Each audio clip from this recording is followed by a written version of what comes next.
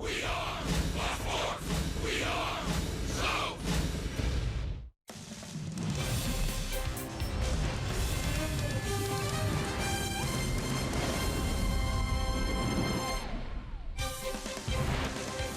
We welcome you to the Gateway City, St. Louis, Missouri, on the banks of the mighty Mississippi River, where another sellout crowd is gathering here at Busch Stadium 3 for Game 1 of a big weekend series. The first-place Braves are in town to face Mike Matheny and his St. Louis Cardinals. Hi again, friends. Chip and Joe, welcome to St. Louis. The Braves start a 10-game road trip tonight with the St. Louis Ball Club. Joe, not going to be an easy trip and not an easy opponent for the Cardinals in years past. Have been very tough against the Braves, especially here in St. Louis. Especially in this ballpark. The Braves have only won 3 of the last 12 contests between these two ball clubs, and the St. Louis Cardinals are kind of in the midst of or nearing the end of a stretch of games that the Braves are just entering into, and that's against real good ball clubs. This is their 3rd straight series against a division leader. They're 4-3 over that stretch. They just won 2 out of 3 from the Cleveland Indians. They've got some guys heating up. Marcell Ozuna is having a great month of June. Jose Martinez tearing it up over his last 3 weeks. If there's a down note, guys like Tommy Pham,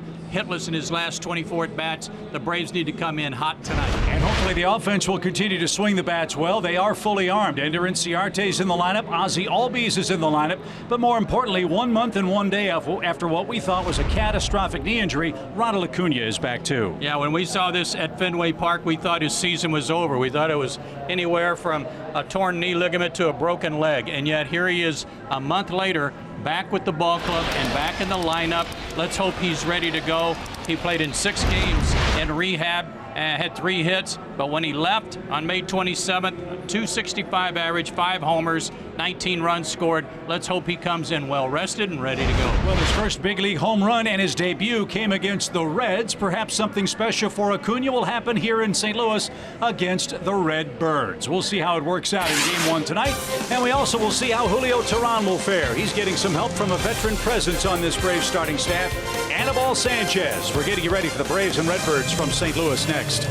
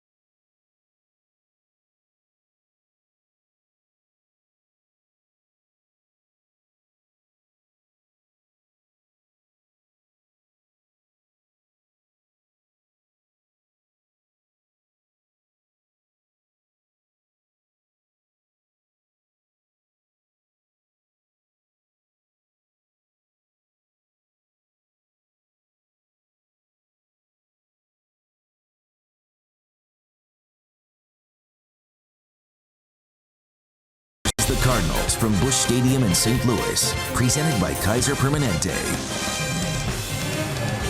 Well, the Cardinals are on pace to draw about 3.3 million fans again here in the new home of the St. Louis Cardinals. Ronald Acuna gets his first look at the Redbirds here at Busch in Game 1 tonight. Part of the Braves hit the road after a disappointing last homestand. They went 2-4 against the Orioles and the Cincinnati Reds. One troublesome problem was the inability of the Braves starters to consistently work into the 6th inning and beyond.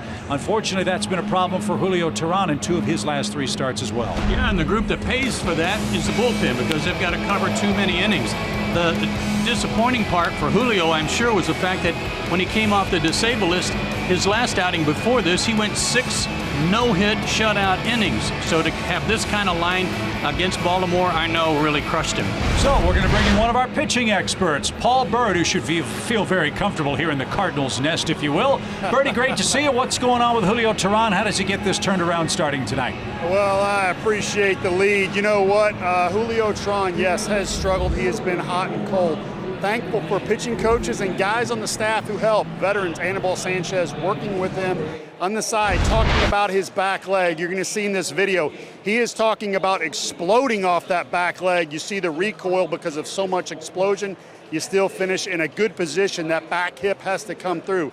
Julio's going to show you how he's playing it safe, and he's starting to twist, which is going to lead him to fly open a little bit. He has struggled with command early. There's the twist, causing him to fly open. Now, you want to stay in a good fielding position, but you also have to explode off that back leg.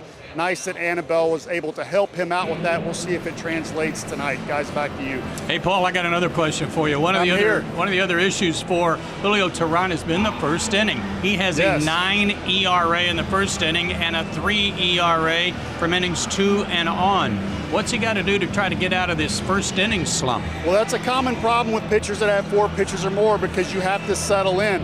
One of the ways you can avoid that is to go down to the bullpen and throw 10 or 15 pitches as hard as you can and simulate that first inning. Have a good hitter come down and stand in for you. I personally think Julio's slider, if it's on and he keeps it down, he is very effective in that first inning. So he is going to have to work out those problems early if he is going to be sharp. We'll see if it happens tonight. And we've also seen Paul fastball command and velocity will be key for Julio. We'll take a peek at that when he throws his first pitch here in the bottom of the first inning. Minutes away from baseball. It's the Braves, it's the Cardinals. A long road trip starts in the gateway to the West. We'll get you started here at Busch Stadium right after one more timeout.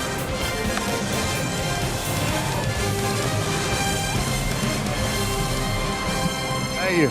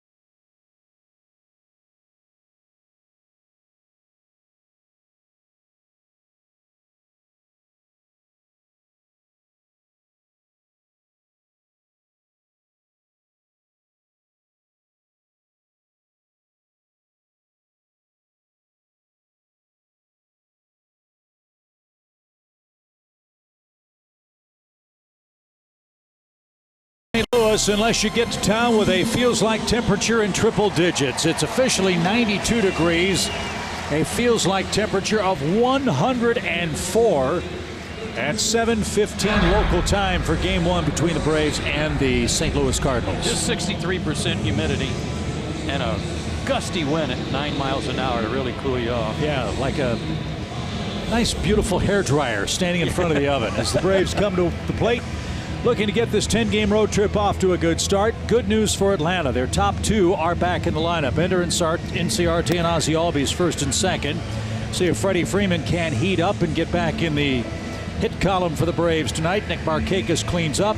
Ronald Acuna Jr. batting sixth on the Toyota lineup card with Julio Teheran on the mound. And one of the great signing bargains of the offseason is the man pitching for the Cardinals, right hitter Miles Mikolas. Miles is 29 years old, 6'5", 220 out of Jupiter, Florida, but he comes to the Cardinals by way of Japan. His home road splits 4-2 with a 1.68 ERA at home, second best in the National League, and just a 2.12 average against him. Fastball is good, 92 to 95. Slider, curve, change. Well, that's a lot of pitches. Usually some of them don't work. Well, they're working for him. He's 8-2 with a 2.69 ERA, and he doesn't walk anybody. Left-handed hitters this year, 206 plate appearances. 206 plate appearances. He's walked 5 guys, 5 lefties. He doesn't walk anybody, only 11 on the year. That is Corey Kluber-esque. In fact, he and Kluber are the men that have walked the fewest men in the major leagues. And if you're compared to Corey Kluber in a positive way, well, that's about as good as it gets. The way Kluber has been working for the Cleveland Indians, who, by the way, got clobbered by the Cardinals on this St. Louis homestand. So Ender Inciarte is going to stride to the plate. Remember, Ender had to come out of the game early against the Reds. He felt a twinge in his oblique. He said he got out of the game before it was too big of a problem. And Ender good to go tonight as he faces Miles Mikolas for the St. Louis Cardinals. Yeah, you see him shading his eyes. That's not the sun. That's a reflection coming in at him. So Mikolas ready to go, and his first is in for a called strike. Jerry Meals has the plate, and we are underway.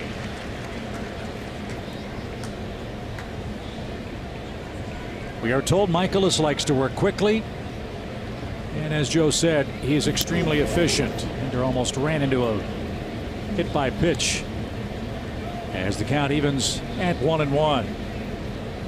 Crowd still filing in on this Friday evening. Virtually every game for the Cardinals is a sellout. They drew 3.4 million fans here last year. 1-1 pitch. There's the big curve. His last outing against Milwaukee, he beat them 3-2. 6 innings, 3 hits, just 2 runs, and he walked 2. That's almost unheard of for him.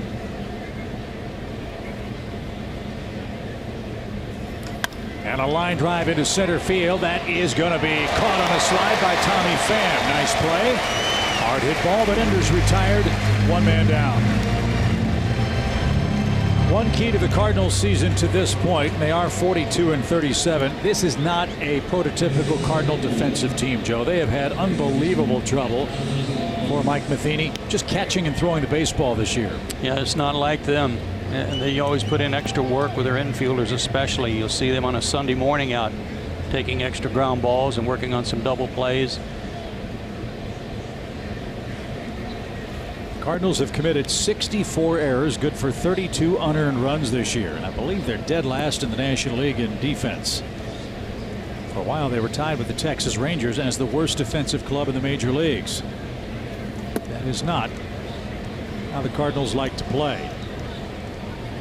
As Ozzie ahead in the count, 2 balls, no strikes. He's gotten hot all of a sudden. He's got an 8-game hitting streak and multi-hit games in his last 5 in a row. And this one's popped to the left side.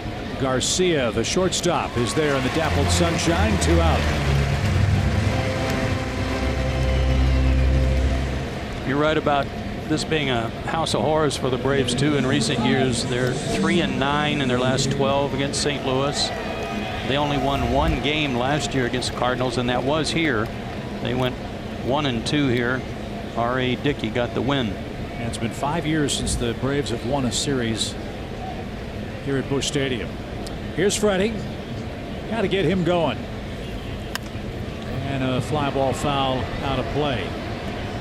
He has been 0-1, 0-2, it seems, every at bat the last 6-7 games. He's been antsy. He's been jumping out a little too quick for by Freddie terms. He was here early for some extra batting practice. I watched him take his regular round of BP, and almost every swing he was trying real hard to get jammed and hit the ball to left field. Cardinals have a shift on for Freeman. 3 defenders right side of the infield.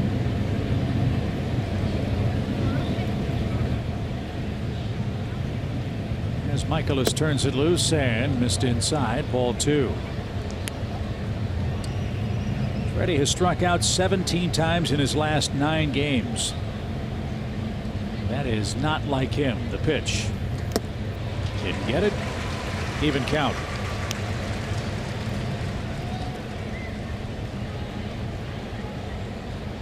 Michaelis, as I said, an assortment of pitches, and he throws them all for strikes.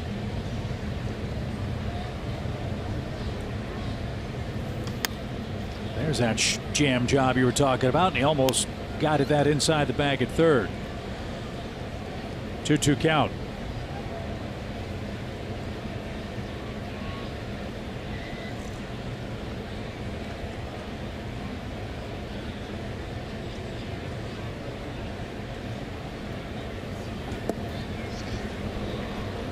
So it's 3-2 to Freeman, with Nick Markakis waiting next.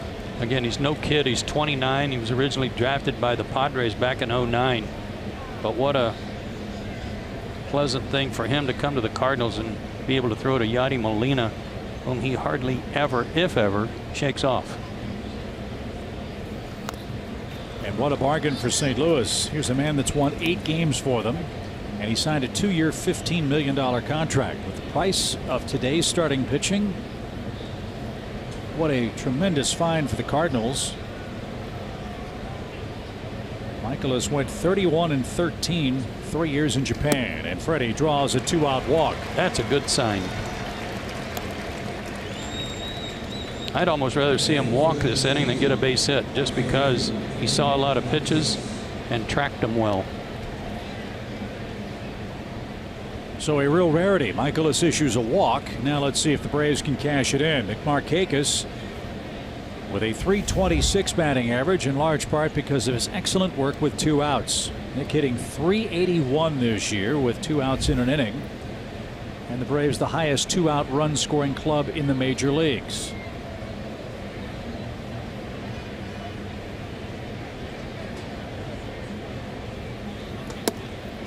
Nick made him throw a strike, and he did. It's 0-1. Braves have seen this man before. This is not his first major league season. Michaelis has pitched in the big leagues with the Padres and the Giants. In fact, he faced the Braves in relief way back in 2012 while he was with San Diego.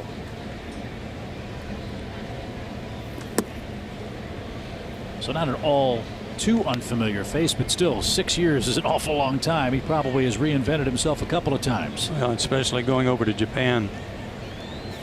There will be some changes, fundamental changes you'll run into over there that obviously helped him. Martinez plays in front of Freddie at first. 1 ball, 1 strike.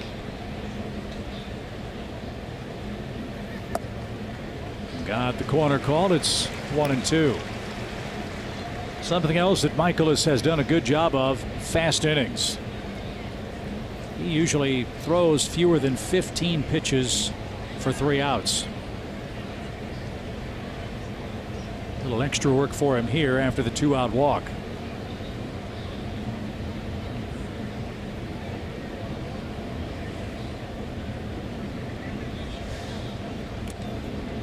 Mentioned that he walked 2 in that start against Milwaukee. He had gone 6 starts prior to that without walking as many as 2.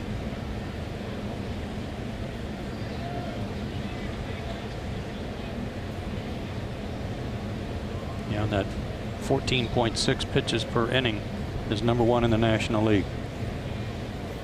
Line to second and caught. Colton Wong was there. Markakis hit it right on the screws, and he's out of luck in his first look at Michaelis in the opening inning. Julio Teheran goes to work.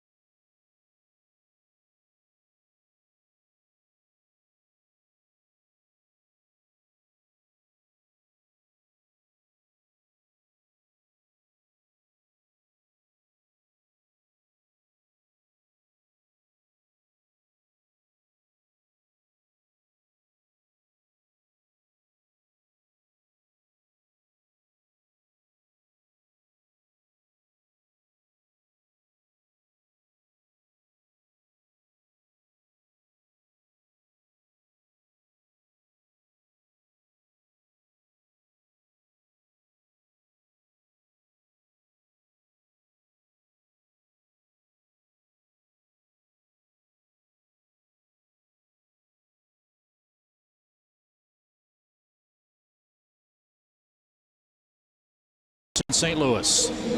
For Julio, it's kind of a tale of two seasons. His last 7 starts, a very high ERA. His first 8 were excellent, a 3.14 ERA, and he was 3-1. I think when we saw him working with Anibal Sanchez, one of the things he was trying to do is get him not to spin, but to be more directional right over the top to home plate. We'll see if that works tonight. Here's his 4 keys to pitching success, and they may look similar to each other. 1, the first inning problems, and Matt Carpenter. 2, Matt Carpenter and the first inning problems. They go together. Matt Carpenter's 6 for 12 with 2 homers against him in his career.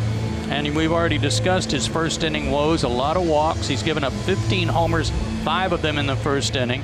A lot of walks in the first, so hopefully today he gets off to a good start. And of course, guess who he gets to face to lead off the game for the Cardinals on their Toyota starting lineup. What a coincidence. Man. So here's Carpenter.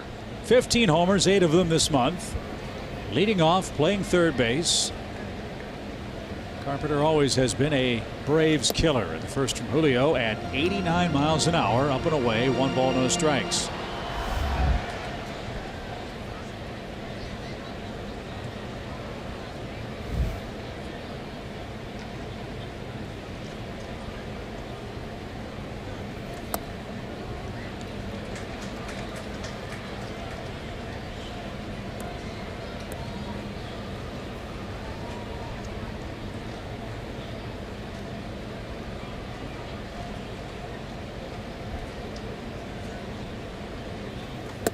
There's a strike at the knees. It's 2-1. Everything's been in the high 80s, and I don't think that's due to any problem physically. I think that's in his head to try to stick with what they worked on at the sacrifice and sacrificing some velocity. We'll see if that's okay. You know, one of the things we talked about when we were watching him when he first came back from the disabled list, how hard is he going to throw? Is he going to be back up in the 90s? Well, one of the byproducts of that was that spinning out. He was trying, there was just like max effort to try to throw 90, 91, 92. And maybe that hurt him. 2 balls, 2 strikes, 3 defenders right side of the diamond for Julio as he turns it loose and a little low. And our concern about velocity was the separation between the fastball velocity and the slider velocity. If he's throwing 89, that's 3 or 4 miles an hour. Is that enough? Well, he just reared back and fired 92, so he's got it in there tonight if he wants it. Payoff. And Carpenter draws a leadoff walk, his 45th of the year. And the Cardinals are in flight in the first inning with Greg Garcia coming up.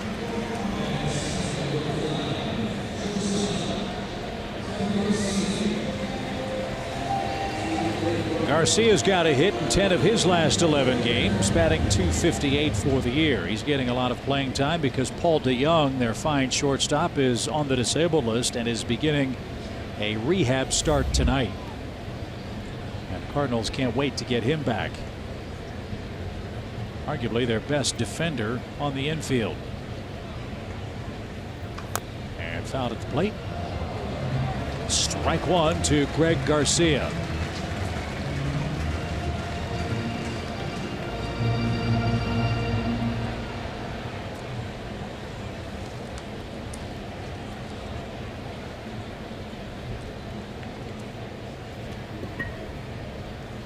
Greg's 28. He'll be 29 in August.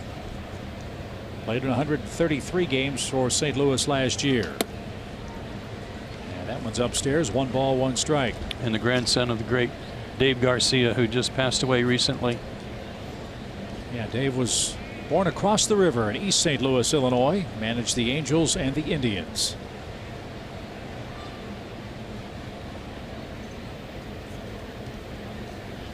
One pitch is low. Flowers block that.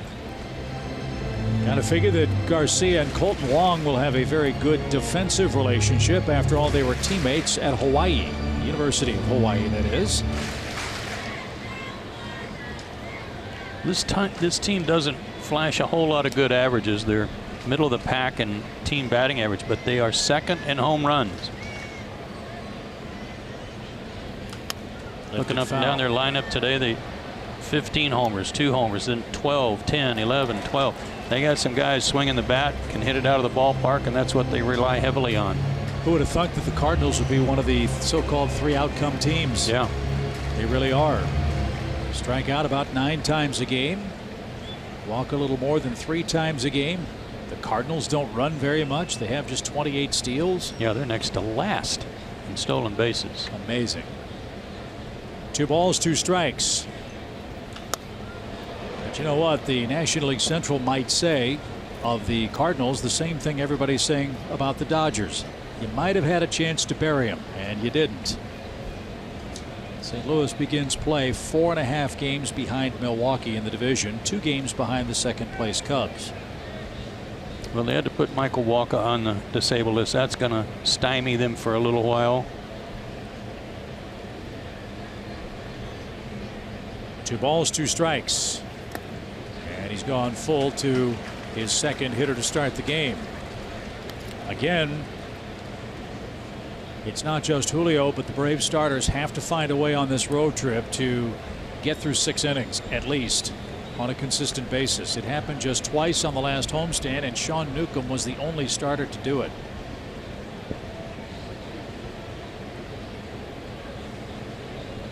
So will Carpenter run here? He's got a short lead at first. He is going. And the pitch is inside, ball 4. Both walks on a breaking ball. My initial take on this is, and watching him, is that he's trying not to overthrow. He's not falling off the mound, not spinning off, and that he's perhaps trying to pitch to contact, but he's not close enough with those pitches to get a swing. So it sets up nicely for St. Louis. 2 on, nobody out. And Jose Martinez is coming up. Martinez has been a real pleasant surprise for the Cardinals. Look at those numbers.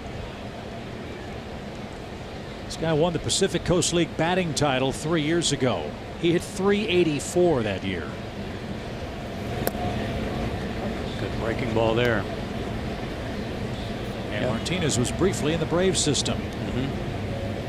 Played at Mississippi a couple of years ago, but obviously with Freddie Freeman entrenched at first base for the Braves, no place for him to play in an Atlanta uniform. His .305 average is good for 9th in the league. No balls and a strike.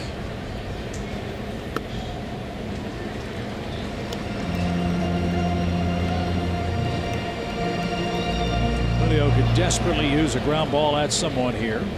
He's hit into 8 double plays. That's tied with a couple of teammates for the most on their club. Tommy Pham and Judd Jerko the others. 1 ball, 1 strike. Line foul and into the seats.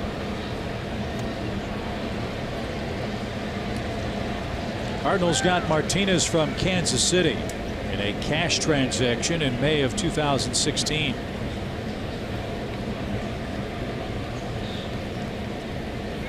For all the good he does at the plate, he is not a particularly good defensive player. But St. Louis willing to trade offense for defense. 1 ball, 2 strikes.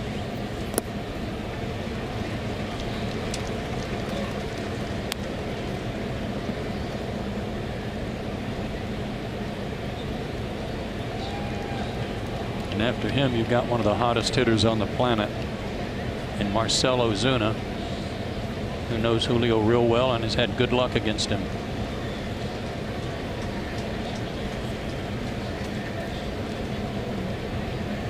"17 pitches, 2 on, nobody out on a blistering hot night." Now the 2-2 pitch. Line drive into left field, and Acuna comes on and makes the play. His throw back to second is a little late, and Martinez lines out for out number 1. Good jump by Ronald. Good read. So there's the first out. Now Julio's a double play ball away from getting out of the first with no score. And Joe, you're right. Ozuna is beginning to heat up. He He was the player of the week June 11th through the 17th for the Cardinals. He's riding a 6-game hitting streak. He too, though, is a double play prone hitter. He's bounced into 6 of them. He's hit in 21 of 25 games in June. And that's why the Cardinals paid a premium to get him from the Marlins.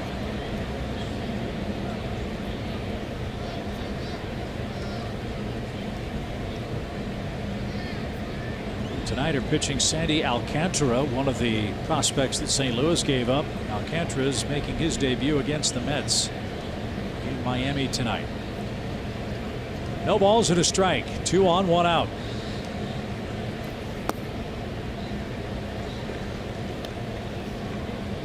.405 career average against Julio with 3 homers. 17 for 42.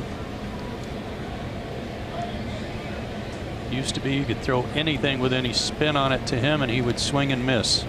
Not so much anymore.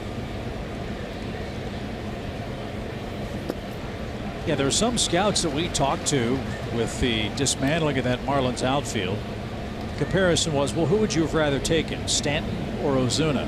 And we heard a lot of scouts say that this guy might have been the better pick to acquire than Giancarlo Stanton. One man's opinion, but certainly interesting comment.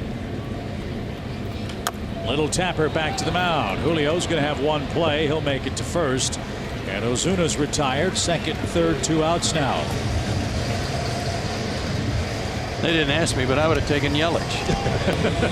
Right.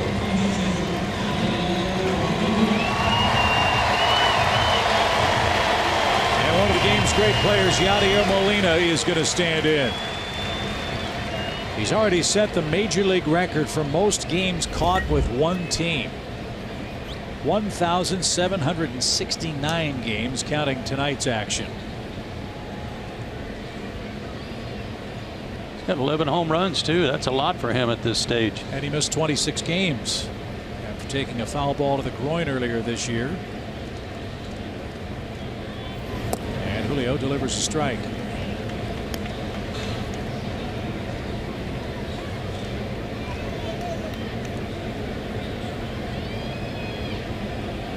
Molina's won 2 World Series championships here.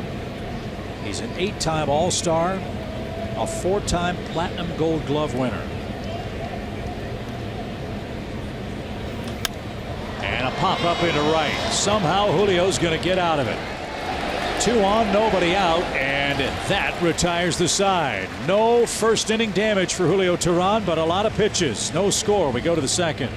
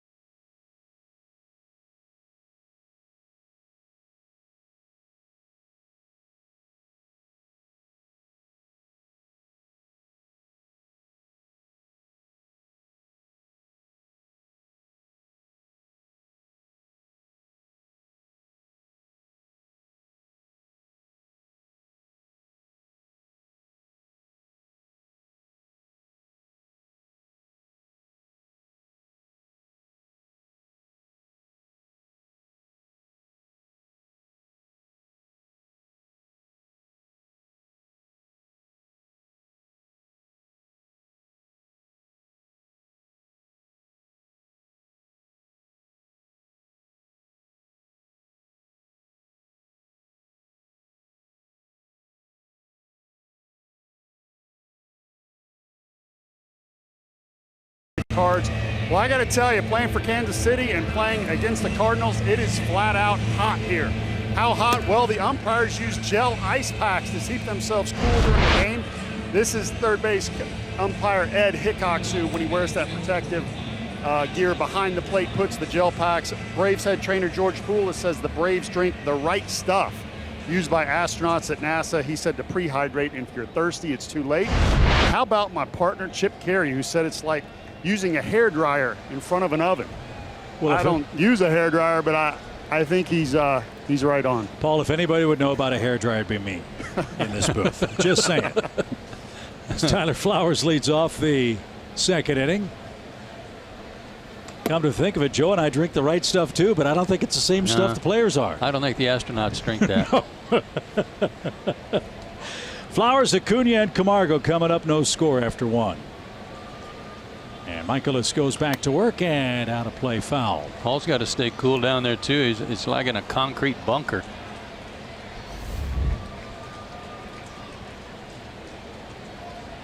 Yeah, Paul's shirt was a very nice robin's egg blue at the start of the night. He's already sweated through. He's going to look like he's been in flash dance.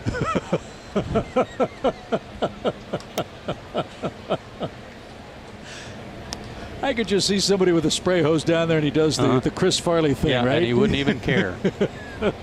I can't beat the flash dance comment, but I will say this. Joe asked Ed Hickox his hottest game ever. He said 85 in Kansas City. He said, I had to get off the turf because my shoes were melting. Been I thought there. you knew all about that. Yep. We had a catcher when I was with Seattle, the late great Larry Cox. Sunday afternoon game at Kansas City, same thing. And it was getaway day. We had to wait because they had to give him an IV. He lost 12 pounds during the game catching. I want to ask the two of you as Tyler awaits the 1-2 pitch. I don't think there's really anything that can prepare you for this. An advantage the Braves have is playing in the South at SunTrust Park, where it is hot and it can get humid, but it hasn't been anything like this, would you say? No, this is oppressive. And the high today was 99. It cooled off to 92 at game time, I guess. Broken bat off the pitcher's hand. Slowly hit to the shortstop. Throw to first is going to be late. Let's see if Michaelis is all right. He reached out with a bare hand. That deflected to the shortstop. And Mike Matheny and the Cardinals training staff perched near the top step, waiting to see if Michaelis needs some attention. That helped Tyler. Slowed it down, deflected it. He's waving off any help from the trainers, so he looks to be okay. And here's Acuna. Let's welcome him back. By the way, he's riding a 3-game hit streak that was active when he got hurt up at Fenway Park. First look at the Braves left fielder for the Cardinals, and that one's bounced out of play, foul. Ronald went 3 for 21 in his rehab stint, but passed all the tests with flying colors, played back-to-back 9-inning games, got his at-bats. And nice to have him back. He's already made a contribution tonight with a catch on a sinking line drive in the first inning. And this one's whacked toward the shortstop. Wong the turn. Throw to first is going to get him by a step.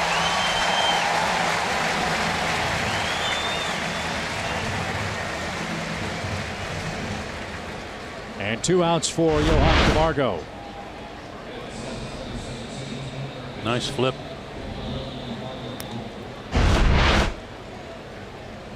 Again, their defense has been their weakest part of their ball clubs. They're happy to see anything like that that helps the pitcher.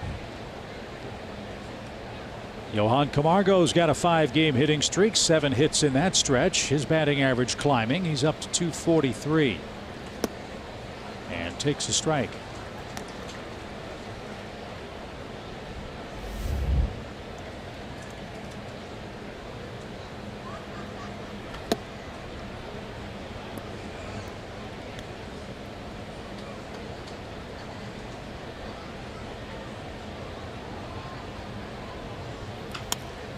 Up the middle again. This time Garcia gives ground and flips to first in time, and that retires the side. Atlanta's trying to go back up the middle, but the Cardinal defense has thwarted him so far. No score.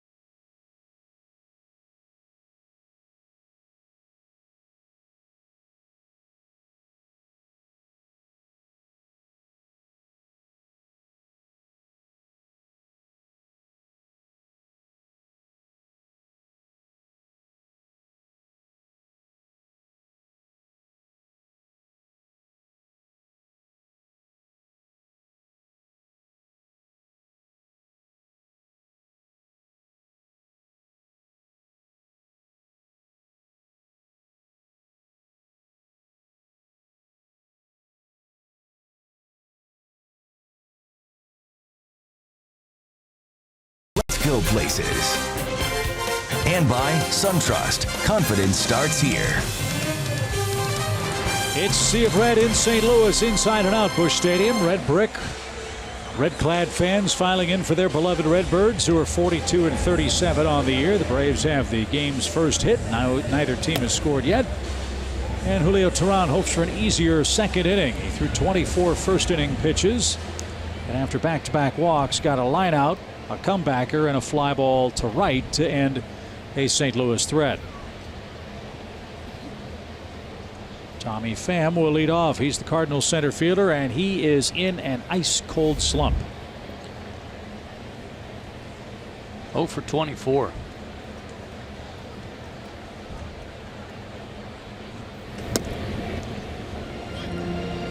Took a few extra pitches for Julio in the first inning, but he came out of it unscathed.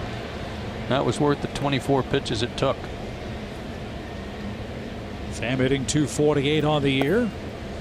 And takes outside. 1 ball, 1 strike.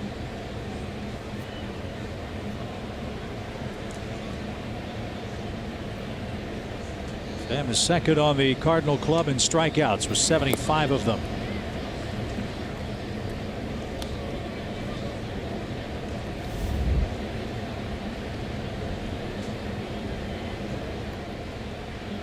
But he's ahead in the count here, 2-1. Pham, a 16th round draft pick, the 496th player taken in the 2006 draft. Hey, Paul, are you there? Here. What I see, tell me if I'm wrong, but it looks like Julio's everything's directed right at home plate. He's got a concerted effort not to spin off. Do you agree? You are right on, and you saw them talking before the game with Annabelle. Markakis tracks that down for the first out. About how to explode off that back leg and yet stay on target. Sometimes because he's down in velo a little bit, so we want to get the good velo. We want to push off and explode, but a lot of times you'll fall off as a right-hander to the first base side, not be ready to field your position. You actually lose velocity on the pitches. So how do we explode, stay straight on target to home plate, get good action on all of our pitches and hit our spots. And be more on top of the baseball, right? Yes. Colton Wong, the hitter, with 1 out, bases empty. One of the mysteries for the Cardinals is where's this man's bat disappeared to. He's hit .285 last year. He's hitting a .196 this year. And wore the Braves out last year. 2 balls, no strikes.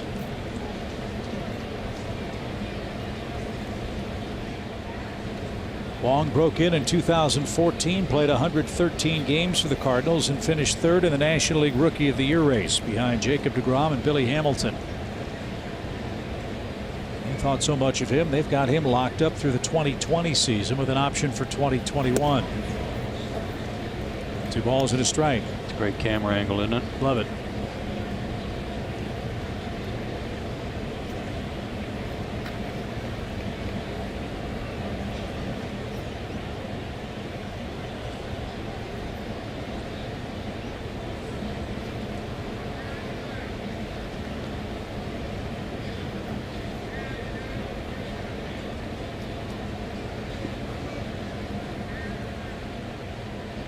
Margot in on the grass at 3rd as Julio waits for Tyler Flowers to get ready, and now the 2-1 pitch.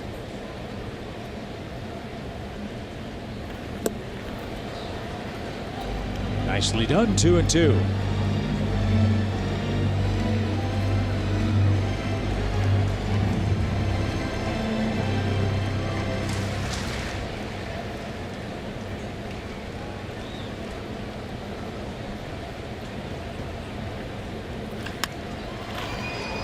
That's headed for the seats left side for Colton Wong. 2 balls, 2 strikes.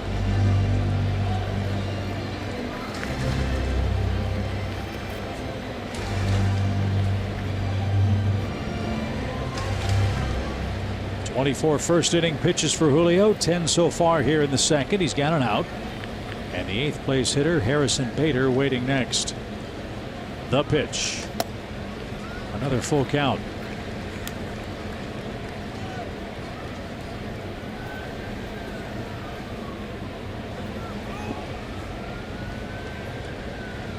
his third full count on the first 7 Cardinal hitters. And this one hit to first. Freddie's got that. Tricky hop, stayed with it, raced to the bag, and Julio got there just in time. 2 out.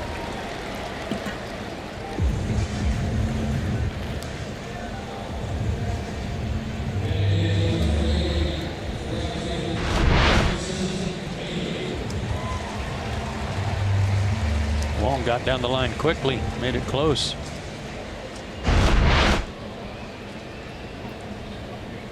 Anxious to see this guy play. Harrison Bader leading or in the top 10 in a lot of rookie categories.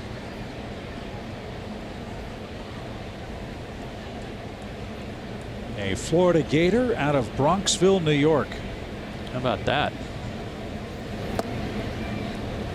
From Bronxville to Gainesville.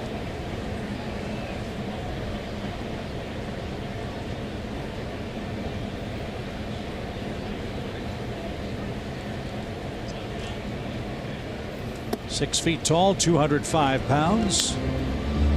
Got in 32 games with the big league club last year. Wondering about Dexter Fowler and where he is.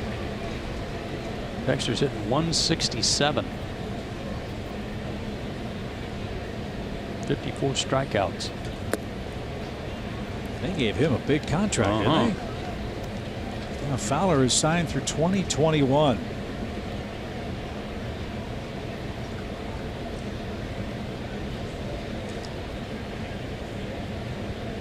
Two balls and a strike. Love to get Bader here and start the Cardinal third with the pitcher. But that's not going to happen. It's a base hit to left. Acuna will get over quickly. He'll try to cut it off. Bader on his way to second. The throw is high and no further advance. It's a 2-out, 2-base hit.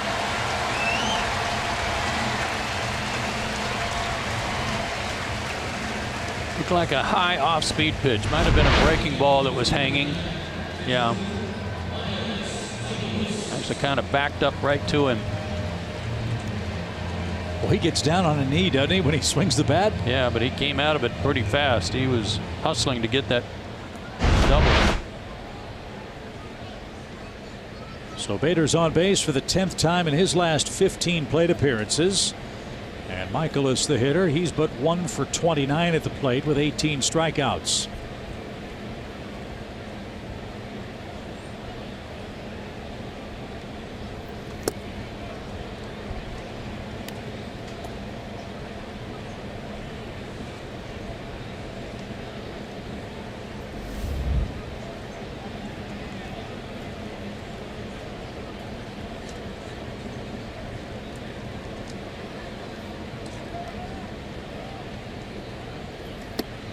Little tardy. It's 0-2. He's seeing the ball well, though.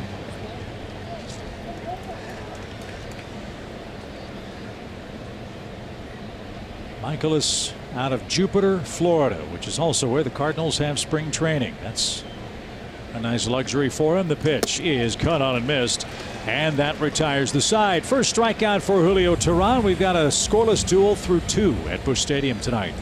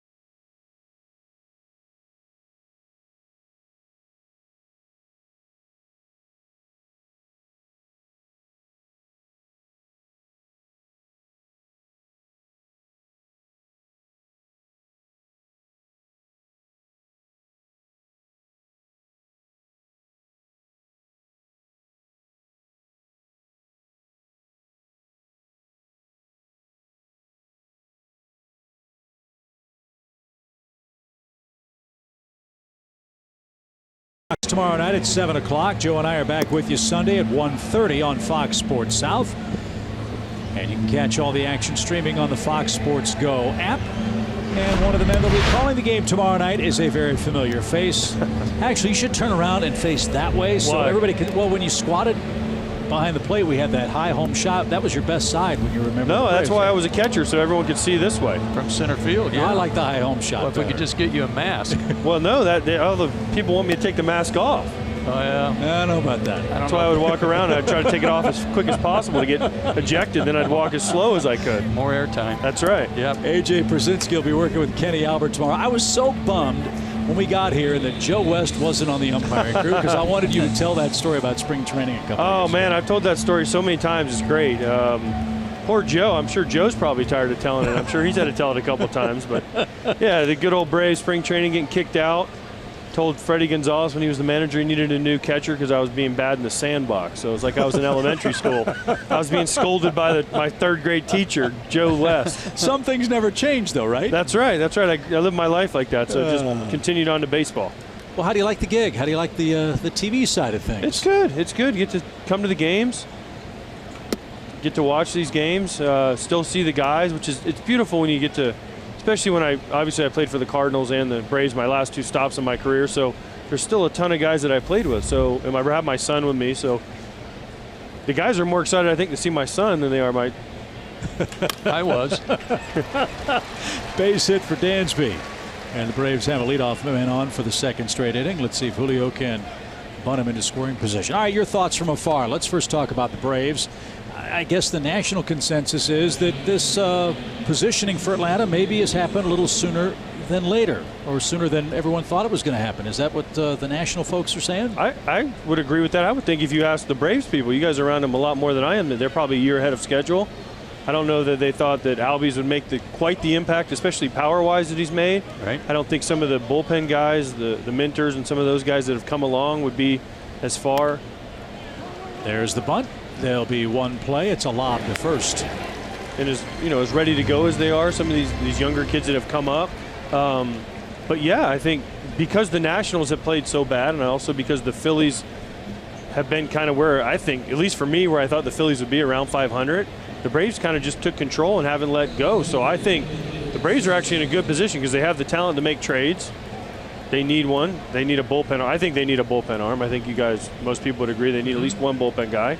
Maybe a starter. Their position players are pretty set. They're not going to move maybe a third baseman, but I mean, unless they go get Manny Machado. Yeah. I don't know. I mean, Camargo's not a terrible player. He's pretty good. So brings energy, can hit big homers for you. So I think the move for the Braves is somewhere in the pitching staff. Ender Inciarte bats with the man at second and pops the first pitch up. And Garcia at shortstop's got plenty of room to put the squeeze on that. That's unfortunate. 2 outs. It's a lot easier sitting up here, too, isn't it? Oh, man. People always ask me, you miss playing? I'm like, heck no. They're like, why not? I'm like, it's too dang hard to play baseball. I watch it now from up here. It looks so easy. And then you go down there and see them taking BP and taking grounders. It's 110 degrees on the field. And these guys are dripping with sweat. And I'm like, man, I can go sit up with Chip and Joe. They got a fan blowing on me. You guys don't even wear ties up here. I mean, man, this is nice. Look at that. Wow. Yeah. Need the fan. I'm just disappointed Frenchie didn't make this road trip. He will be too now because he can't counter. I know, exactly. Oh boy, here's Ozzie with 2 outs. Braves been a good 2-out run scoring club, and Ozzie takes up and away 1 ball, no strikes. Well, let me ask you guys: are you guys surprised by Albies? And just what you said, maybe power wise, extra base hit wise, and all that, yeah, definitely. And I'll tell you this though, AJ, he is one strong dude. He has put on 25 pounds, I think, since I saw him. He is really strong. Lifted toward left. Ozuna's going to drift back. He's going to have plenty of room. AJ, can you stick around because we want to give the fans your thoughts on the Cardinals and what you should expect to see in Game 2? I'd love to.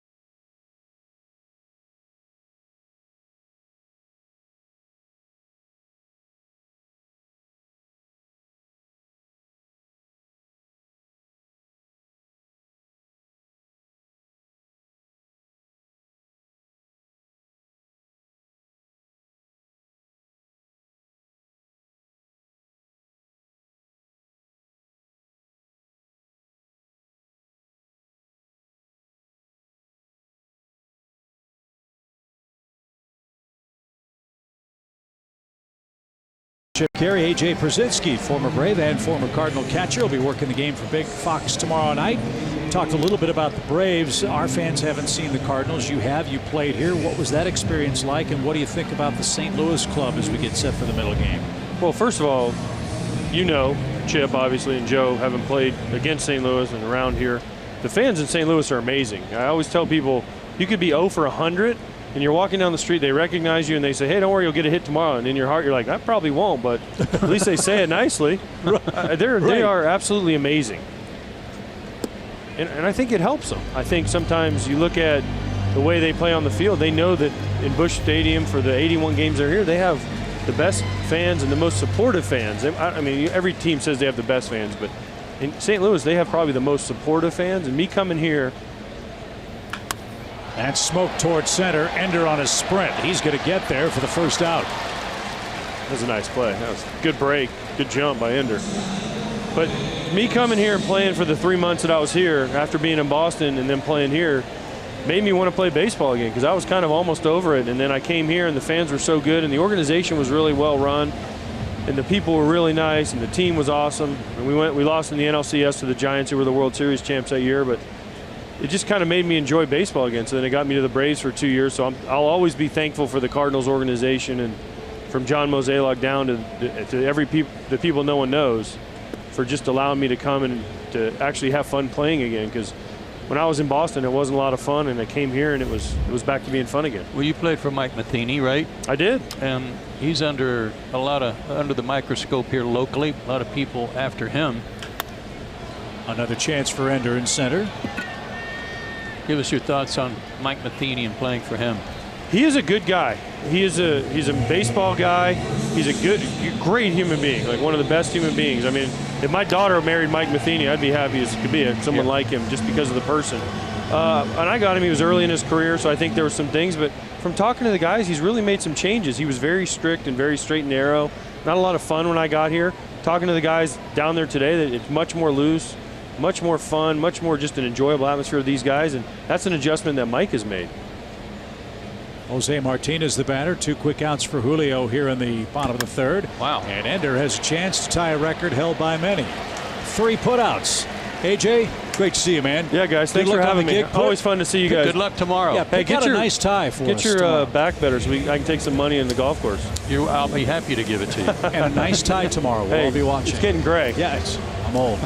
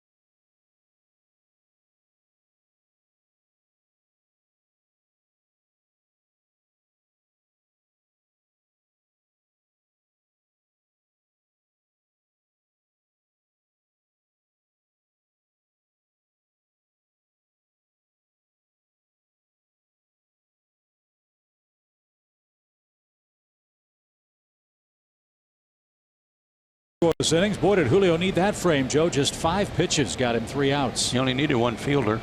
That's right. 44 pitches for Julio so far. Michaelis with 36, and he's got Freeman, Markakis, and Flowers coming up. And Freddie shoots one the other way. Long run for Ozuna, but he pulls up in front of the wall there.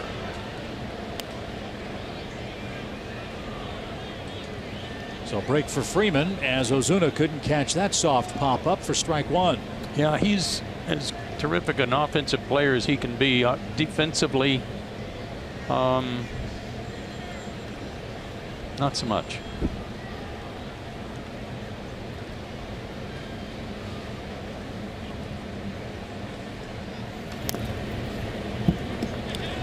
That was 94. One of his best fastballs. Kept it in on Freddie.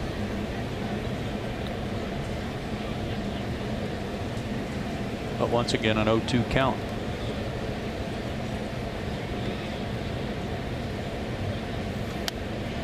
And fouled straight back. Still no balls, 2 strikes.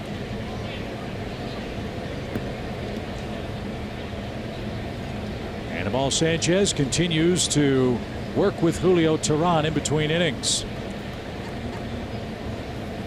And bounced foul. And out of play. We noticed the impact of Anibal Sanchez. After Anibal made his first start, Julio came out and started pitching almost the exact same way Sanchez did. Changing speeds, all 4 corners of the strike zone, changing speeds with all of his pitches. It was very, very noticeable. As this one's hit into the shift. And Freeman will ground out for out number 1 in the 4th inning. So it's Carpenter who made the play. That's a 5-3 put out with a line under it. And 1 away here in the Atlanta 4th. What a nice plus for Chuck Hernandez to have somebody like Anibal too. Just a different voice. And like most pitching coaches, hitting coaches, you've got somebody, a teammate, who can, just a different voice, suggest something that is well received. That's a bonus. Nick Markakis has one of the harder hit balls by the Braves. A line drive to the second baseman, Colton Wong. That shot ended the Braves' first inning. And he's been hitting in some really tough luck. That homestand, it seemed like everything he hit was right at somebody.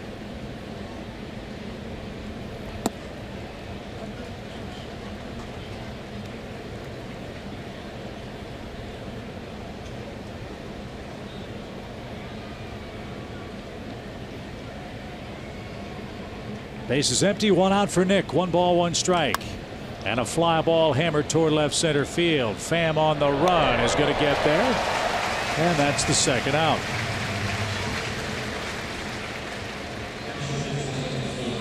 Good thing Pham was still running hard because that ball was really slicing.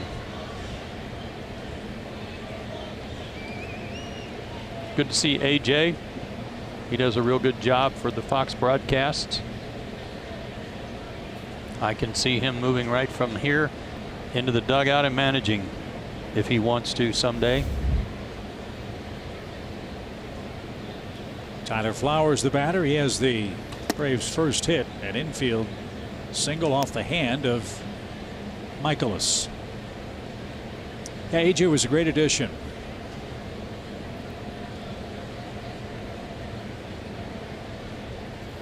Yeah, he was such a big hit and popular player in Chicago for the White Sox too. If that job ever opens up again, I bet he's somebody they'll give a lot of consideration to. Each ball got loose on the warning track in right center. And we talked to AJ about this. His reputation was one of, if he was on your team, you loved him. If he was on the opposing club, you wanted to punch his lights out. Right. Because he wanted to win. That's all he wanted to do. Play hard and win. It's in for a strike. 1 ball, 2 strikes. And I agree with you. I think he'd be a terrific manager.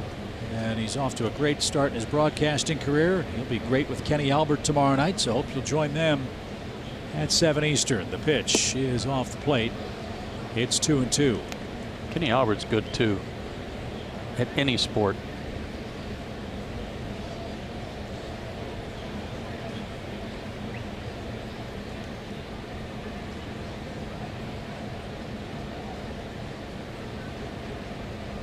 Pitch number 49 for Michaelis. He set down 5 straight and now 6 straight with a breaking ball. Flowers is struck out, and the Cardinals will come up with Marcell Ozuna. Still no score.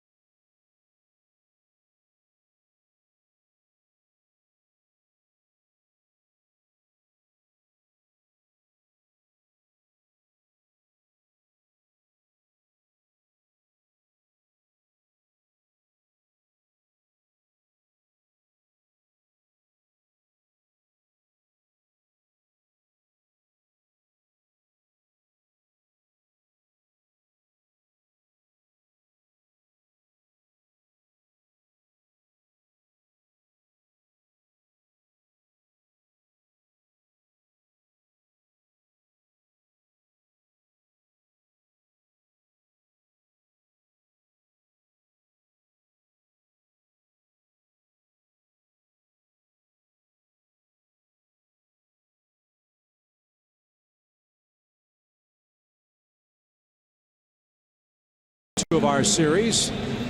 And your starting pitchers, it was announced a few hours ago that Max Fried will come up from AAA and start the middle game for the Braves tomorrow. Yeah, Brandon McCarthy went to the disabled list with a sore knee.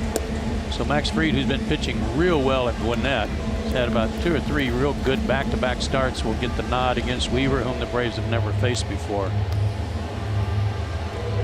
I think, personal opinion here, that when the Braves are bringing these guys up to kind of help fill in the bullpen and eat up some innings, I'm glad they didn't call Max up. I think he's so much better off in the rotation starting than bouncing in and out of spots, outings in the bullpen. So we'll see how he does tomorrow night. Julio Teheran coming off a 5-pitch third inning. Misfires to Marcell Ozuna, and the home fourth is underway at Busch Stadium.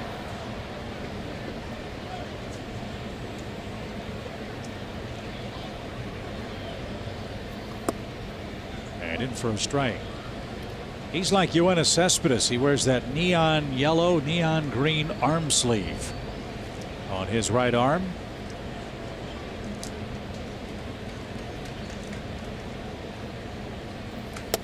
And that's in for a strike. Kind of wish that was Cardinal red, or if a Brave was doing it, it'd be They got a blue. little, they got a little yellow in their uniform. That bat.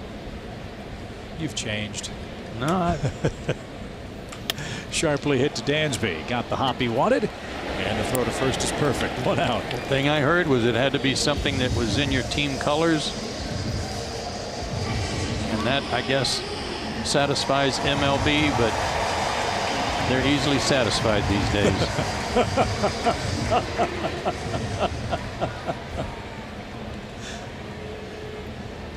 Here's Molina. Yadier flat out to right. That ended the long first inning for Julio. 24 pitches, but Cardinals could make nothing of that. And all of a sudden, looks like he's got some movement. He's got some sinking action on his pitches. Right. Well, as good as Carpenter and Ozuna have been against Julio, not so Molina. He's 0 for 10 against him in his career.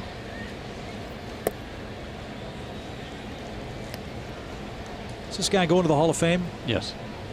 That was quick. Yep.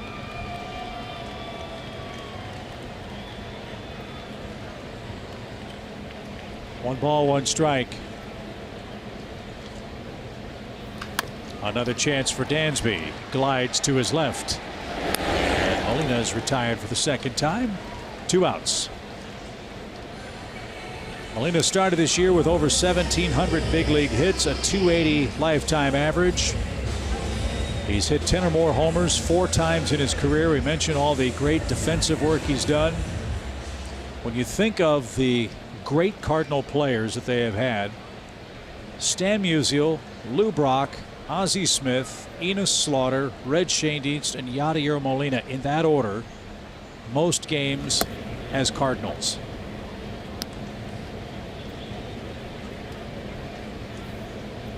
He's just been how many platinum gloves? 4? I believe it was 4. I mean, that's not just the best defensive catcher, that's the best defensive player, period, at any position. He's won the Gold Glove 8 times, Platinum Glove 4 times. Something else. Tommy Pham, the batter, with 2 outs. Ozzie Smith, you just saw that picture on their outfield wall. He's in the Hall of Fame. He didn't do it. He didn't get there on his bat. He became a better offensive player while with St. Louis. But it's like Molina, as he's got a ton of hits to go with outstanding defense. Fly ball to right. That'll chase Nick back shy of the track. And all of a sudden, Julio is settling in nicely. He sat down the last 7. Cardinals in order. Still no score.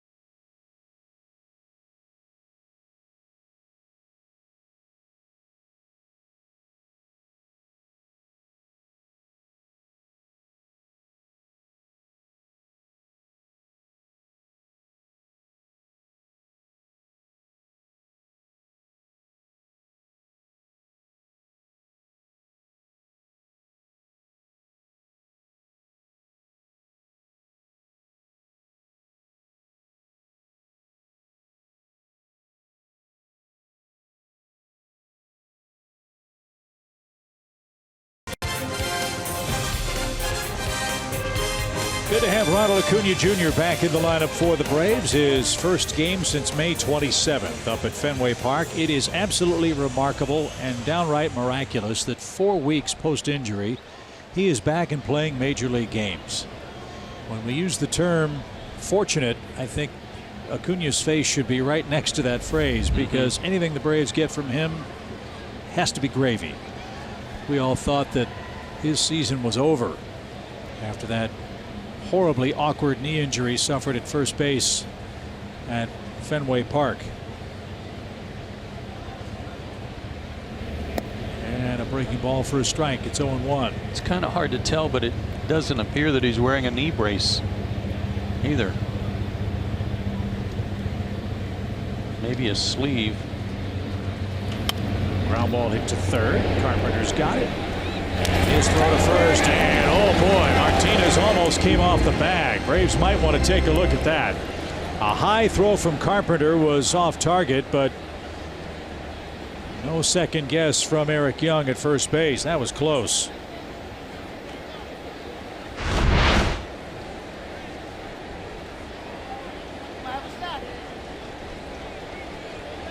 Ooh. Yeah, I think the Braves are going to take a look at this. Jerry Meals trying to find the headphones. There they are. So Michaelis will move to the center of the diamond as we see the Braves challenge the out call at first base here. Man, that Carpenter throw reminded me of Ryan Zimmerman when he was playing third base for the Nationals. Yeah, that's the second lob we've seen over there. I'm not so sure his foot was still on the base. That's what Eric Young said. The question is there enough there to challenge the call? And apparently not. So Acuna is retired. The Braves challenge and lose. The call stands, 1 out. Hey, why not? You're in a scoreless game. Get the leadoff guy on. Still not convinced he had the bag. Here's Camargo. Johan bounced out to short, his first and only time up.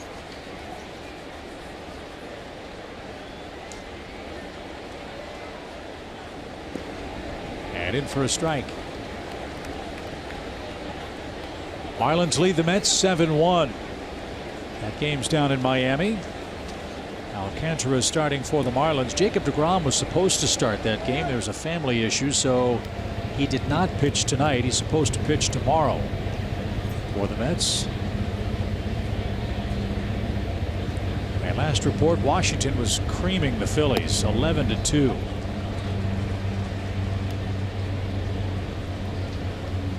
Fetty and Pivetta were the starters at Citizens Bank Ballpark. And a little tapper slowly hit. Michaelis can't get it, and neither can Colton Wong. So Camargo with a little infield dribbler. The Braves have their second infield hit of the game, and there's a start with 1 out.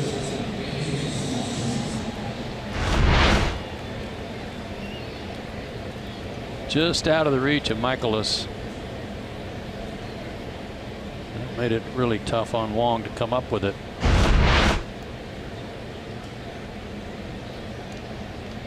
Dansby had a ringing single his first time up.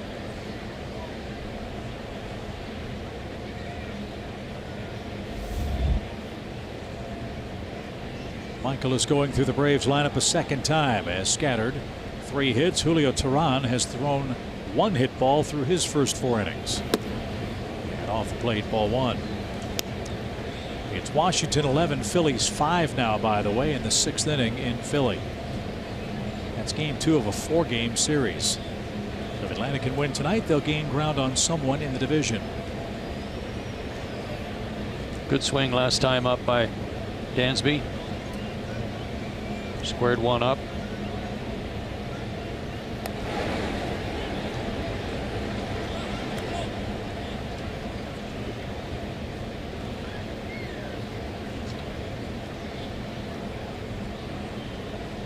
He's done some of his best work in spots like this.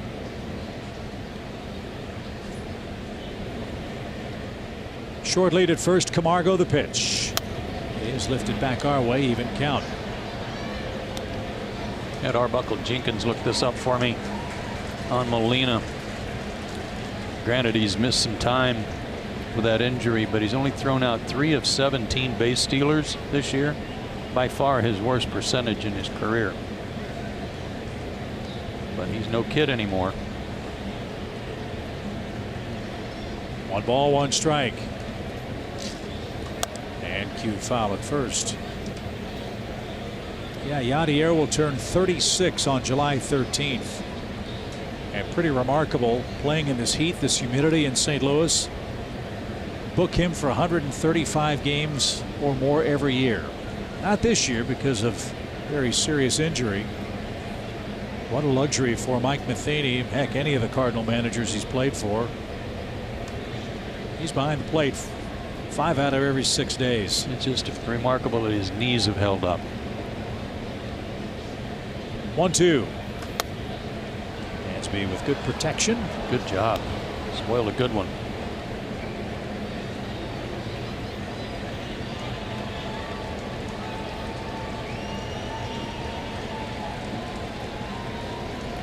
Well, Michael is doing what he has done. He's pitching great here at home. A 1.68 ERA in 7 starts.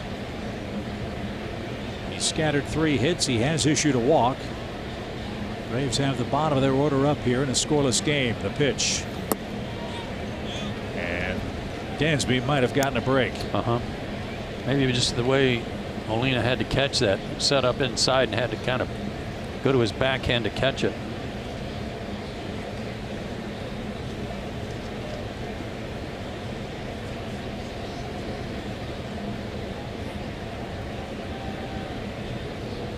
The 2-2 pitch.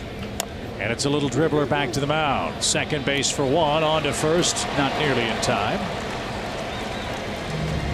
So Swanson changes places with Camargo, and Teheran will be the hitter with 2 outs.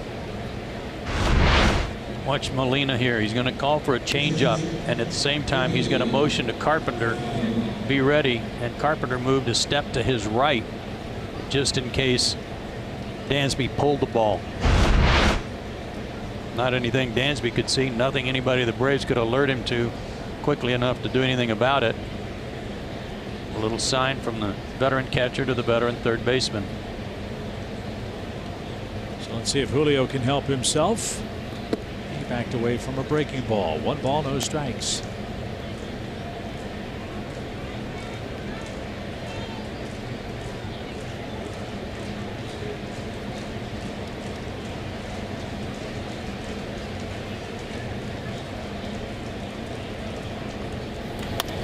He put it in play, but right to the shortstop, and the step on the bag ends the Atlanta 5th. 7-8-9 coming up for the Cardinals. Good one brewing in game 1.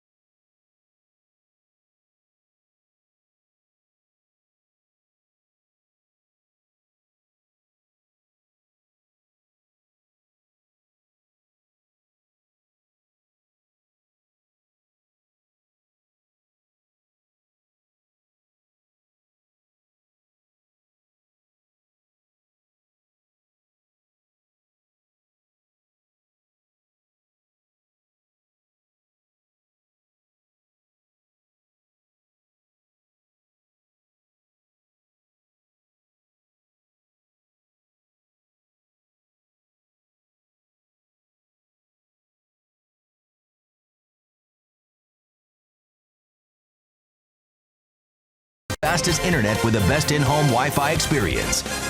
And by Delta Airlines. Packed house in St. Louis for the Braves and Cardinals. Great way to start the weekend. Pitchers duel. Teheran and Michaelis are scoreless through 4.5 innings on the road. Time for our Synovus Greatness Made Here feature. We're going to be on the road for the next week and a half, and this is a critical stretch, Joe, in the 2018 season. It is going to be quite a challenge, Chip. 18 and 11 over the last 29 with really good numbers. 41 homers in those 29 games. That would be something good to see on this road trip, too. But coming into this place to play with the heat and a good ball club, then going to New York, everybody I think knows how good an offensive club the Yankees have been this year, and depending on the pitching that you draw for that series could be mighty tough. And then 4 against Milwaukee, and that'll be very difficult. And Joe, for a Braves team that aspires to make the playoffs in somewhat surprising fashion this year, what a great learning experience for this ball club to go into baseball crazy St. Louis, baseball crazy Yankee Stadium, and baseball crazy Milwaukee. And when the Brewers play well, they're always there. Early in the season, I don't remember where the Braves were playing on the road, but it was almost like, okay, let's find out how good the Braves really are. You know, is this kind of a just a good start and things will cool off? And they've continued to play well. It doesn't matter who they are. I know that the last month or so it's been a little back and forth. In fact, they're 17 and 17 over the last 34 ball games, but they've handled everything very well on the road, especially, no matter who the competition was. Colton Wong is quickly behind, 0-2. So that tells me, certainly after 3 months of the season, that this team is legit. I don't disagree with A.J. Przinsky and his analysis earlier. Do they need to fill a couple of spots? Yes, in my opinion. Well, heck, just about every team can say that. Of course they especially do. the ones that are competing for a playoff spot. The Nationals already did. They made an addition to their bullpen, a bullpen that was figured to be pretty good without adding Kelvin Herrera. Well, whatever team it is, whatever their spot or spots are, if they find themselves in contention, then they're going to do everything they can to try to make themselves better and shore up any weaknesses they might have had. Trouble was, the beginning of this season, as AJ said, and we've said many times, I'm not sure this was anticipated this year for this club to be this good this soon. So it's a wonderful position to be in. And I would assume that this next 2+ week stretch, really 3 weeks, is going to tell a large tale for how 2018 turns out. Not just the road trip.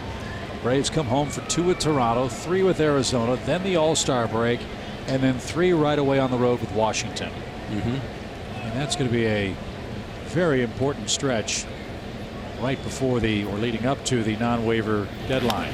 Well, the Braves got off to a great start. We all know that. Everybody thought it was going to be a fluke. They're going to come back to earth. Well, the thing that didn't happen was they didn't come back to earth, really, but neither did the Nationals or the Phillies. Nobody took a step forward. They're just treading water themselves. 2-2 pitch.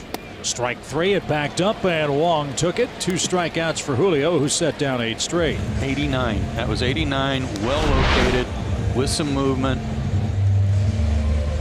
Taken for a strike.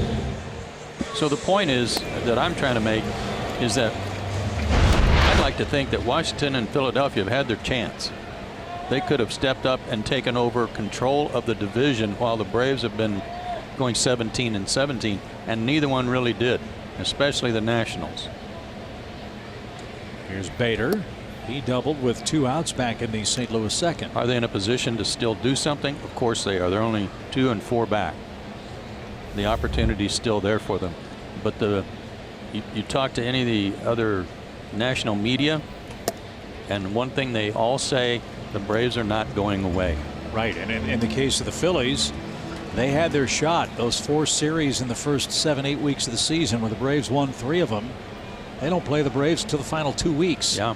And by then it could be too little too late, as Bader missed a high fastball. At 92, That's 9 up, 9 down for Teheran, and now he's got the Cardinal pitcher. Went upstairs, a little heat on that one. The way he falls back on that back leg, like you pointed out on his base hit, Chip, it's hard if you're swinging uphill to catch up to that high pitch. So Julio with 3 strikeouts. He's gotten Wong, he's gotten Bader, he's gotten Michaelis, and he's got a chance for another easy inning. And I didn't like the way he stepped back up on the pitching rubber there. With that right leg, he kind of picked it up like he did before. That calf muscle cramp or whatever it was, remember? Yeah, and if ever there was a night where you might have cramps, this is it. That's right. Impressively hot.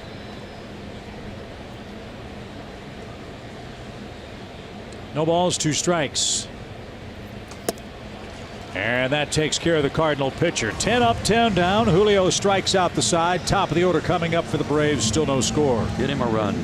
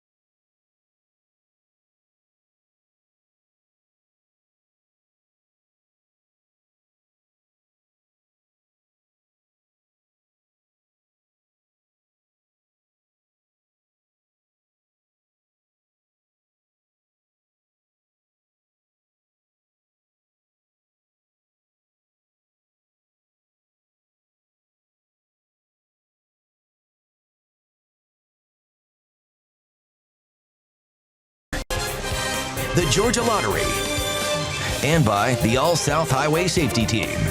The All-South Highway Safety Team reminds you to play it safe by never mixing drinking and driving. Welcome back to the new Busch Stadium. Yeah, we've got no score here in the top of the 6th. Locked in a pitching duel. Talking to Perry Manessian, Braves assistant general manager before the game. He was talking about the importance of pitching and who's out there. There's not always the choices that you would like to make a trade. Braves are stockpiled in the organization. They have good problems with a lot of young players. But how about this? There's always Julio Teheran, who has the ability to return to form of being an ace. He has done that tonight. Nasty slider, ending the 5th inning. I don't care that it's a pitcher. I'm just looking at the action on the pitch. He's gone all the way up to 92 with high cheese above the letters. He has located the sinkers in and out, returning to that form. What a blessing that would be, guys, if he was able to come back to that #1 status, that opening day starter, and give this team a huge boost. Guys, back to you. Well, he's giving him a boost tonight, Paul, and after the first 2-3 hitters, it looked awfully bleak. After 24 pitches in the first inning, which included back-to-back walks to start the game, Julio got out of that and has gone on a roll ever since. But as Joe said, Braves got to get him a run. Right guys, right time. It starts with Ender Inciarte, who's lined out and popped out in his first 2 trips. Well, we've known Julio a long time. And one thing we can vouch for on Julio, he's not going to stand pat. He's not going to just be stubborn. To second, Colton Wong's got it. 1 out. He's not going to be stubborn and stand pat and just keep doing things the same way and getting the same results. That's one of the great assets of having Anibal Sanchez here, a veteran who's been there and done that, who's made his own adjustments to succeed, and have somebody that can impress upon him some things that will help him. And Julio himself working hard to accept those suggestions that might help make him better. I didn't know that Ronald Acuna was a big Carmen Miranda fan. Check out his headgear on the dugout bench. Oh, no. Oh, yeah. There you go. But it's 105. You do what you got to do. I hope it's a wet towel. Ozzie Albies has popped out and flied out. He's got an 8-game hitting streak on the line tonight.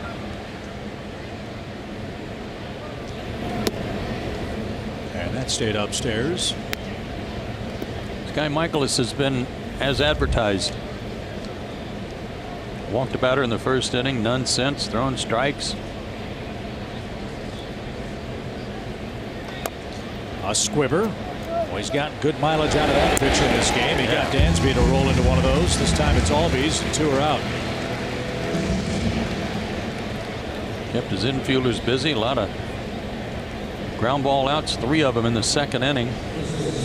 Well, just turned into a double play. I'm sorry, Joe. It just goes to show you in this game, Michaelis and Teheran, they're throwing hard enough. It's not maximum effort every pitch. They're hitting locations, changing speeds, and look at what they're doing. 4 combined hits through 5 innings and 2 outs in the Braves' 6th. And as a result, even though it's oppressively hot, Michaelis and Teheran have a chance to take this game into the 6th, 7th, maybe even the 8th inning tonight. Right. So refreshing to see. As Freddie's fouled one off, and a count to him 1-1. Yeah, Freddie was the guy who walked in the first inning. That was only the 6th walk he's issued to a left-handed batter this year.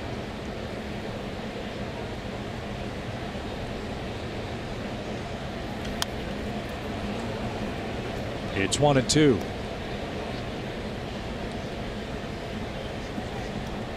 Those are your highest road batting averages. The Georgia Lottery hitting the jackpot.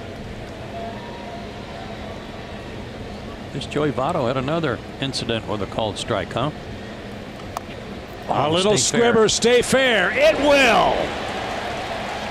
That might mean good things are coming. Come on, Freddie, smile. Yeah. Smile. He'll take it.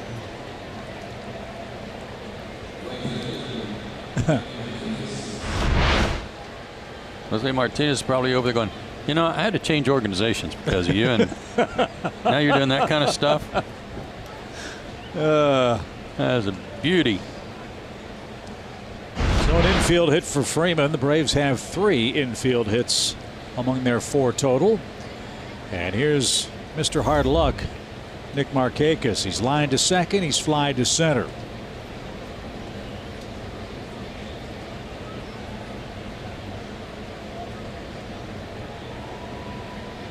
Braves have gotten 1 man to second base. That was Dansby Swanson, who was sacrificed there in the 3rd.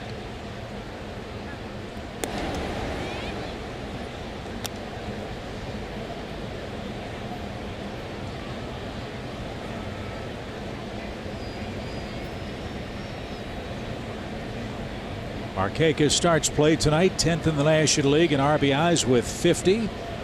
He leads the league in hits with 102. As we showed you, 3rd in road batting average. Nick second to Ozzie Albies in doubles. In fact, the top 3 doubles hitters are in this game. Albies first, Markakis second, Matt Carpenter 3rd for the Cardinals. Well, this one's been dominated by starting pitching.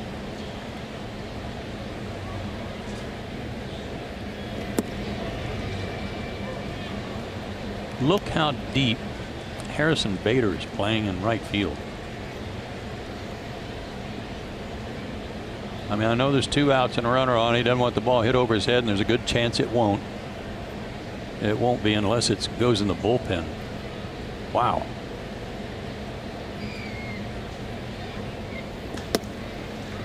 Nick took a strike. And the count even 1-1. That tells me they think 1 run is mighty important, and we're only in the 5th or 6th inning.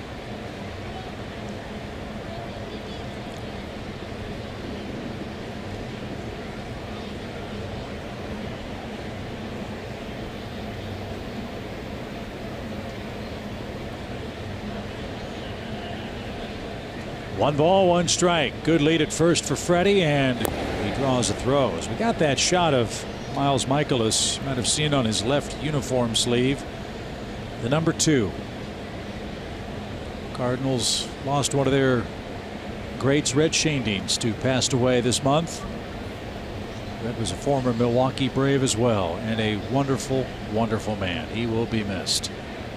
The pitch. A curve of beauty. It's 1-2. 94 fastball to a 78 mile-an-hour hook. Good stuff. There's the red.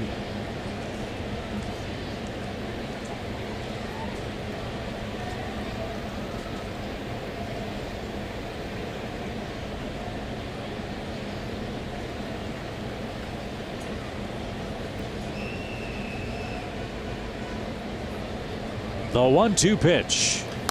Fouled at the plate. Red Schoendienst was a 10-time National League All-Star. Had a game-winning home run in the 1950 All-Star game. Won a World Series here with the Cardinals in 1967. Is he from here? Germantown, Illinois. Okay. Across the river. Over 1,000 wins as the Cardinal manager. Wow. I didn't know that. Tony La Russa first, Red Schoendienst second, the great Whitey Herzog third.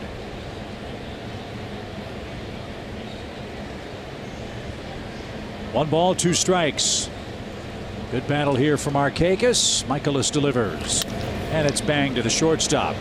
And Garcia settles, throws badly to first. Everybody's safe. Markakis on his way to second. Freeman rounds third, thinks about coming home, but slams on the brakes. And so there's the Cardinal defense that has been so offensive this summer. Their 65th error opens the door for the Braves, who have runners at second and third and 2 outs. They're expecting to get the young back after this series. And after this, you can understand why.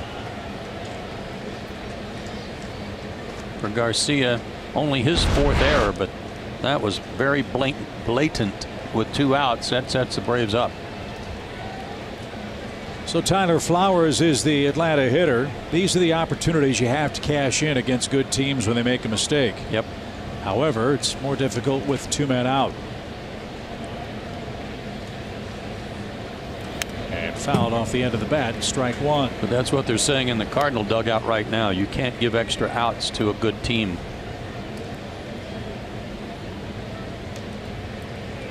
So a 2-base error puts Freeman at third, Markakis at second, and Tyler Flowers 1 for 2 in this game.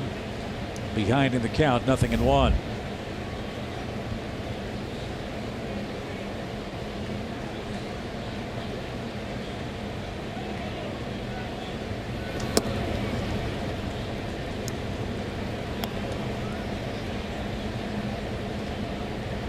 The sidebar to that error is all the extra pitches that Michaelis is going to have to throw here.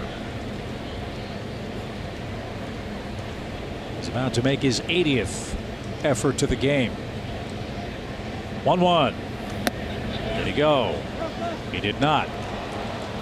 There's ball 2.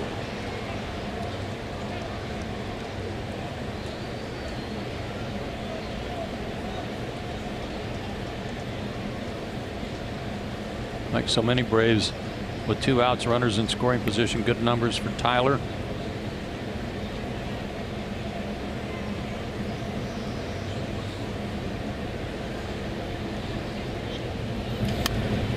That's bang foul. It's an even count. What'd Tyler do? Molina's actually trying to hold him up, I thought. Yeah, where'd that ball bounce? Well, it bounced over by the dugout, but I don't know if it bounced off his knee. That's what I mean.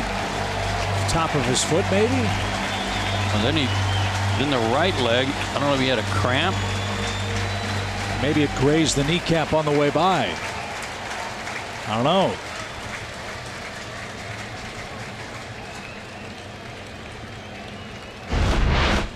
Two balls, 2 strikes. And Tyler, who has been very patient in these spots, now has a full count. Acuna's next if Flowers can reach. Heavy workload for Michaelis in the 6th. 2 quick outs, then an infield hit and a 2-base error. Swing and a fly ball hit toward left, but it's playable for Ozuna, and he's got it. And that retires the side. Tyler Flowers carried the bat with him up the first base line and is bending at the waist. He might be cramping up on a hot night. No score.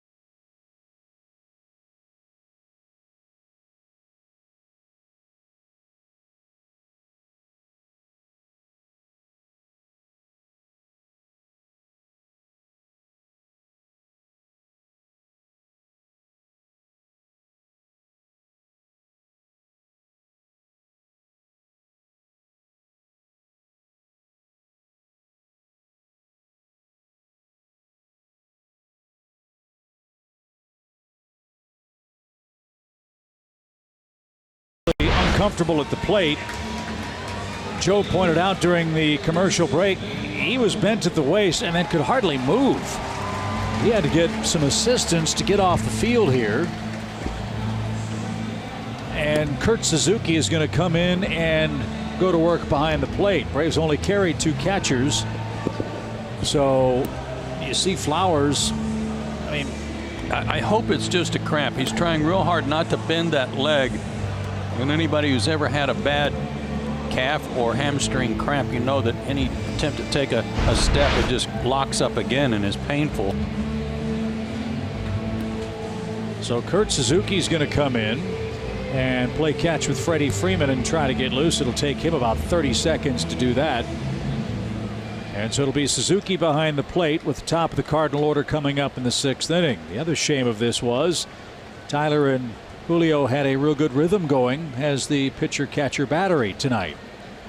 Teheran's retired 10 in a row after the Cardinals' lone hit, which was a Harrison Bader 2-out double in the 2nd inning. So it's a strike to Matt Carpenter, the St. Louis third baseman, who's walked and lined out.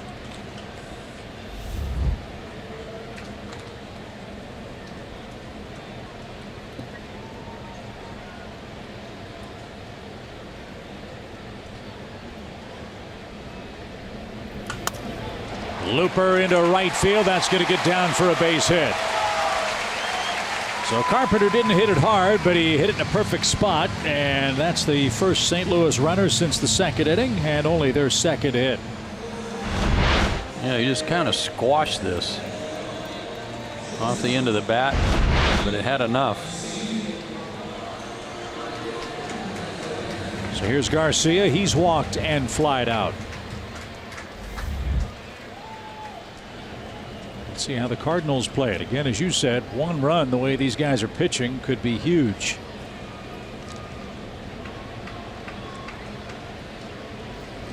And no sign of a bunt on a changeup. Ball 1. Garcia has 1 sacrifice. The Cardinals have 27, most of them by their pitching staff.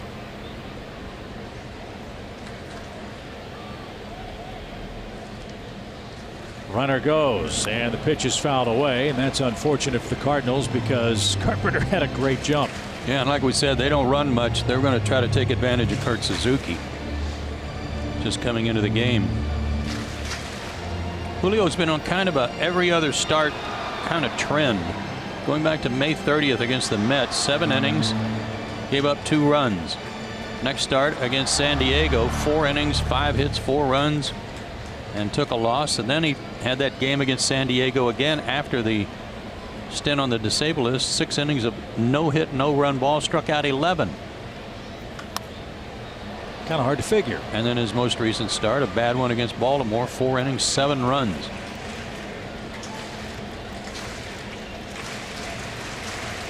Well, he's gotten ahead of Garcia, a ball and 2 strikes.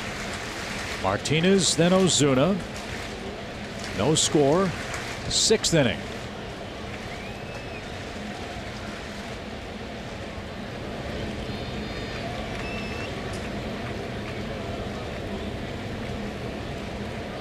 Not going this time. And that just missed up and in. 2-2.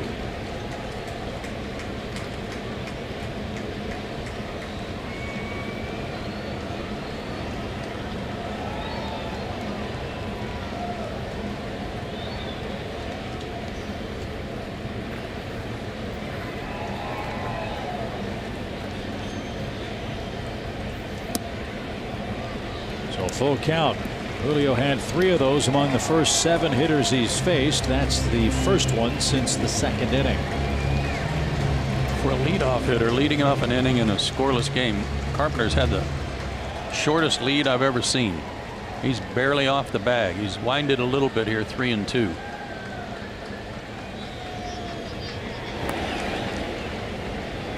And with that short of a lead, you would think it's almost impossible for him to get picked off. Julio has an excellent pickoff move to first. Well, maybe that's his thinking. I don't want to get picked off.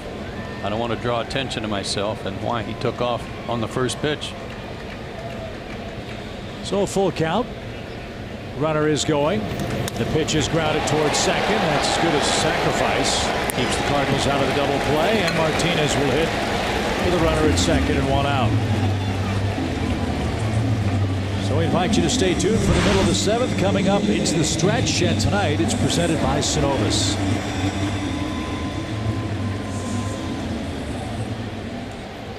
So here's Martinez. He's flied out twice.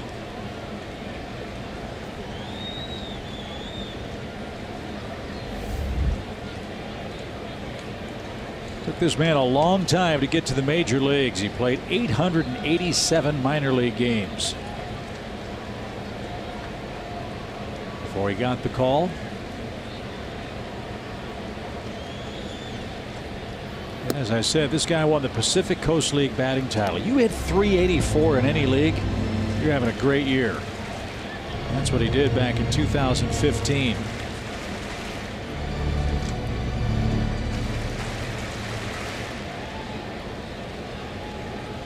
He's got an enormous strike zone. 6 feet 7 inches, 230 pounds. 1 ball, 1 strike.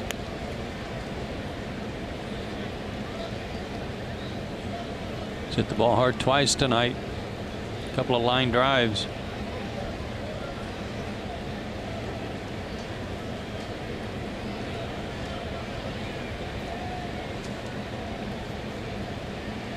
How far he is from the plate.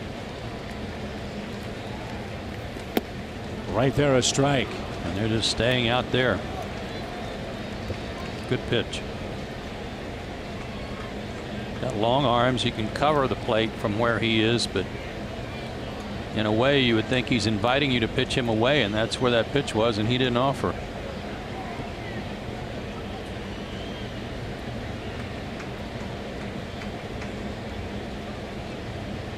Runner at second, 1 out.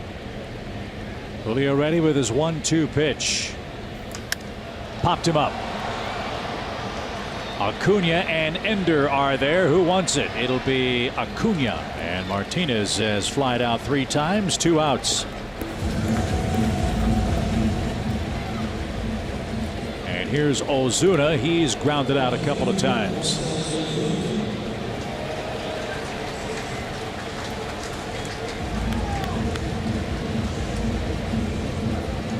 Two scary outs back to back on the lineup card for the Cardinals in a run scoring spot here in the 6th.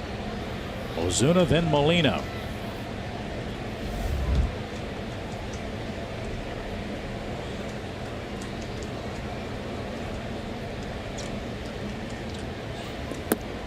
And off the plate, 1 ball, no strikes.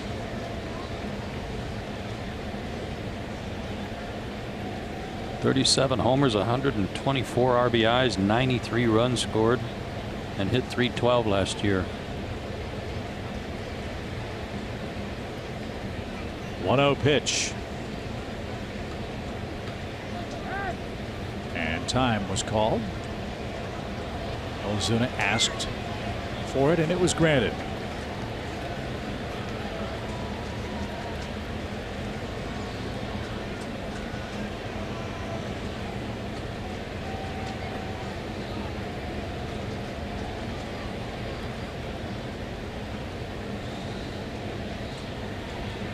Crowd hushed with Ozuna in the box. 1 ball, no strikes.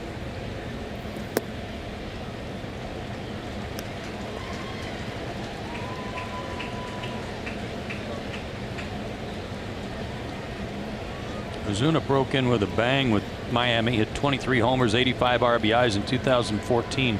And then remember in 2015 they sent him back to AAA because he wasn't playing very well, wasn't playing hard. Yeah, he did. Right. 2 balls and a strike. And it got his attention because he came back in 2016, hit 23 homers again, drove in 76, and last year that big year.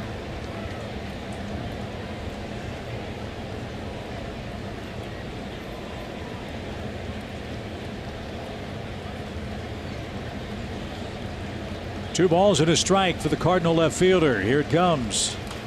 And he popped him up.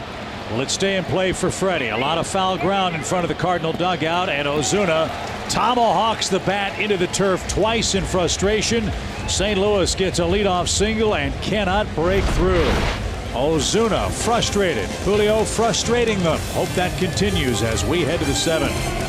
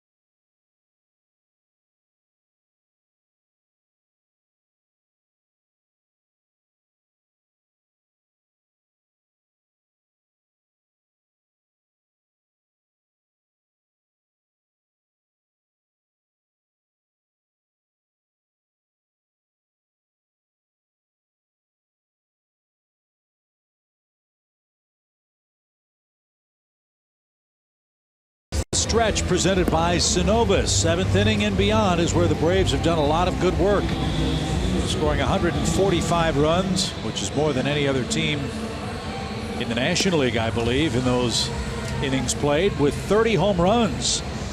Michaelis and Teheran have a scoreless duel through 6 in Game 1 tonight.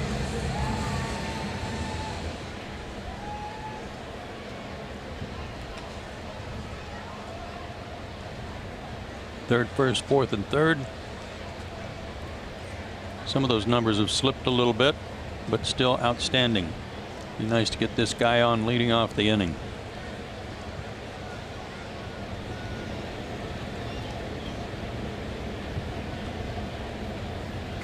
Acuna is 0 for 2.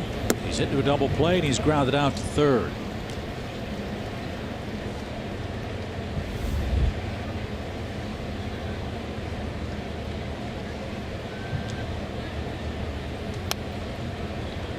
Michaelis has now gone 6 innings, 12, make it 13 times this season. He's gone 7 or more in 6 of his first 16 starts.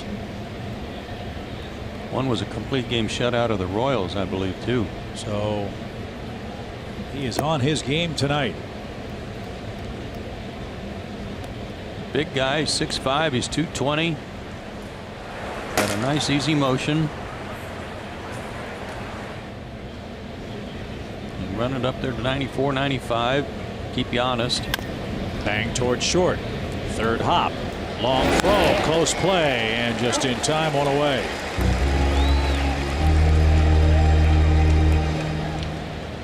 You saw Peter Moylan getting ready for Atlanta. And here's Camargo. He has one of the Braves' hits. It was an infield hit 2 innings ago.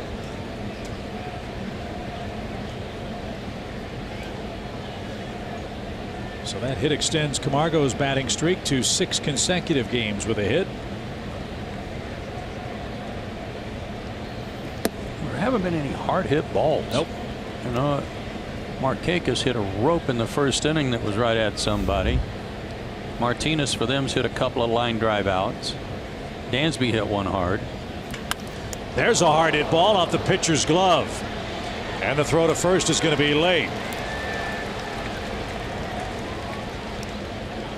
Again, Atlanta's tried to go back through the middle against this guy a couple of times. That one would have made it to the outfield had Michaelis not gotten his glove on it. And it's a 1-out hit.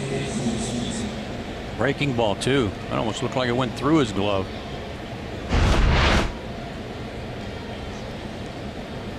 So let's see how this sets up. We showed you Moylan was getting ready in the bullpen. You've got Dansby in the box. Pitcher spot due next. And Danny Santana is in the on deck circle.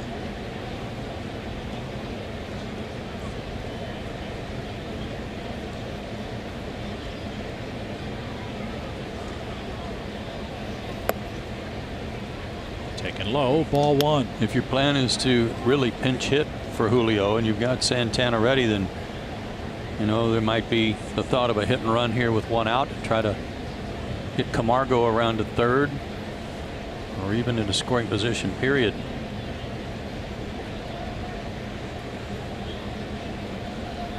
Line drive, a base hit. 2 on, 1 out. So a 2-hit game for Camargo, a 2-hit game for Swanson.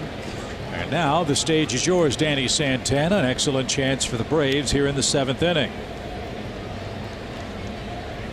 And that'll do it for Julio. He went 6 innings of 2-hit scoreless ball in St. Louis. And after walking the first 2 hitters, that was an amazing pitching performance from the Braves right-hander. An amazing turnaround from the first inning that's given him so much trouble. There's Mike Maddox, the new pitching coach for the Cardinals. One of the better pitching coaches in the game. Comes over from Washington. Puts his hand on his shoulder with a Dutch uncle. And Derek Lilliquist went to D.C. Yeah. But I was just thinking about Julio, and he was trying something different, perhaps, you know, at the suggestion of Chuck Hernandez and Anibal Sanchez with that delivery that we highlighted at the beginning of the game. And it could have been that it wasn't comfortable for what he was doing in the first inning. He wasn't throwing real hard by Julio's standards. And all of a sudden he settled in and pitched great. Yeah, he gave up a 2nd inning double with 2 outs and then went on a 10 up 10 down run. Finished retiring 13 of the last 14 he faced. So as you said an inning ago, let's get him a run. Great chance here. 2 on, 1 out. And switch hitting Danny Santana, the batter. Cardinal bullpen gets busy too. Mike Myers and Austin Gomber were the pitchers throwing. Gomber is a left-hander.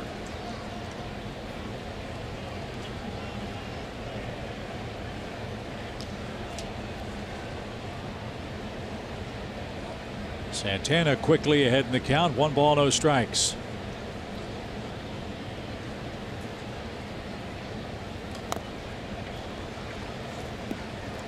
Leaving that breaking ball up a little bit this inning.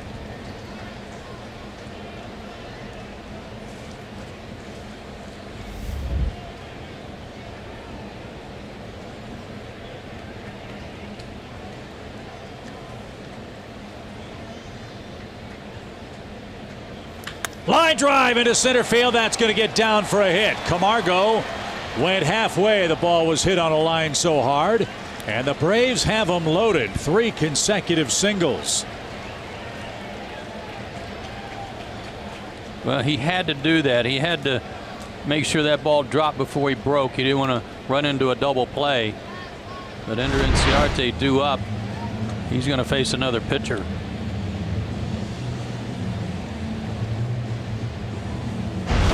So I presume it'll be Austin Gomber, the left-hander. Michaelis will come out of the game after 6 1/3 innings of brilliant work, but 3 Atlanta hits in succession in the inning. Has the game on the bases. Big cheer for Michaelis. Scoreless game, but that in jeopardy for Atlanta here in the 7th inning.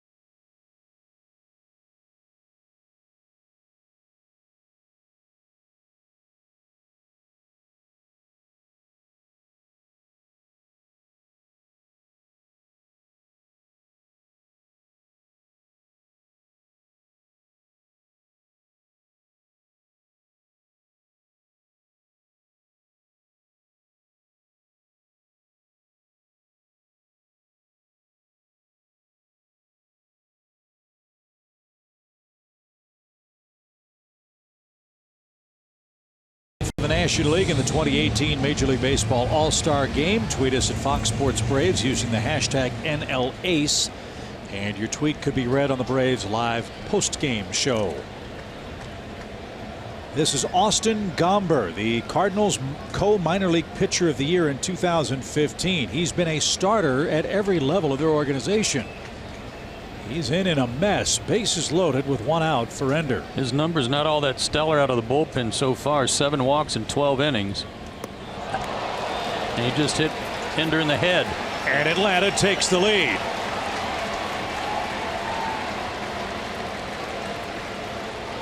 And that run belongs to Michaelis. How about that? Breaking ball right off the top of the helmet.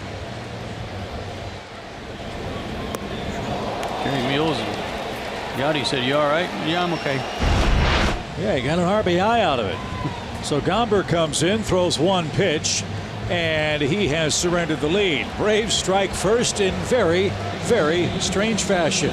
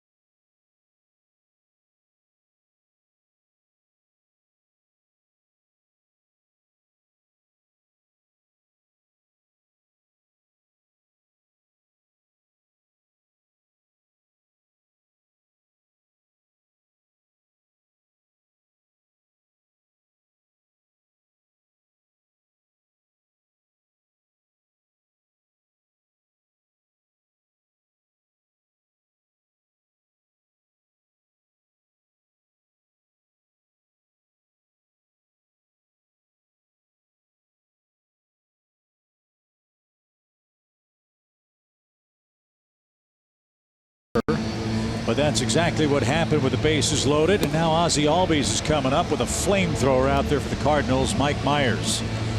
Out of Ole Miss, third-round draft pick by the Cardinals, and in 22 games, and he's got some excellent numbers. 6 walks against 24 strikeouts in 25 innings. Fastball's 91 to 95 with a good slider and a changeup.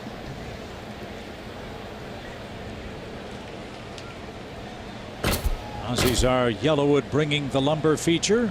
8-game hitting streak. Beauty here is a deep fly ball could plate a second run. Bases loaded, 1 out, 1-0. Braves have broken through. The pitch is popped up there and slicing toward the seats and out of play, a strike.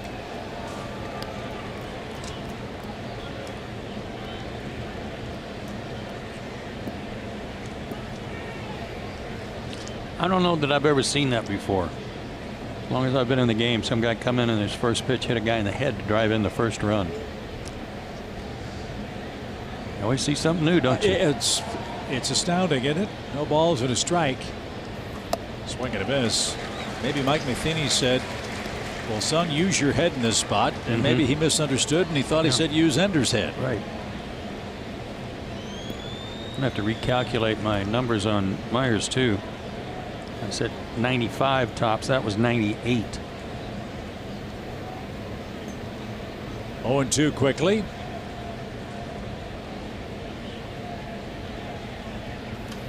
And fouled back. 99. Get out the eraser again.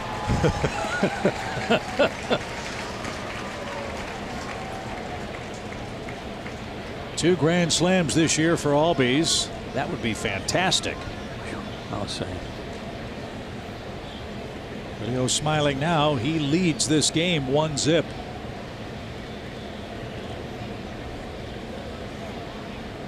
And the 0-2 pitch. He went around on a ball in the dirt. So Myers gets a big second out for St. Louis, but they're not out of the woods yet because this will be a treat.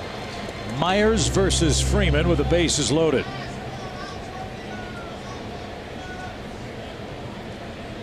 Remember, Freddie had that squibbing cue shot dribble down the third base line for an infield hit last time up. Don't think they're going to shift on him this time. I wouldn't. Not with him loaded. If they throw a fastball down the middle, he's going to be swinging. He was, and he grounds to second. So the hit batsman plates the game's first and only run. Atlanta has it. Camargo scores to make it 1-0 for Julio Teheran. It's time for the stretch.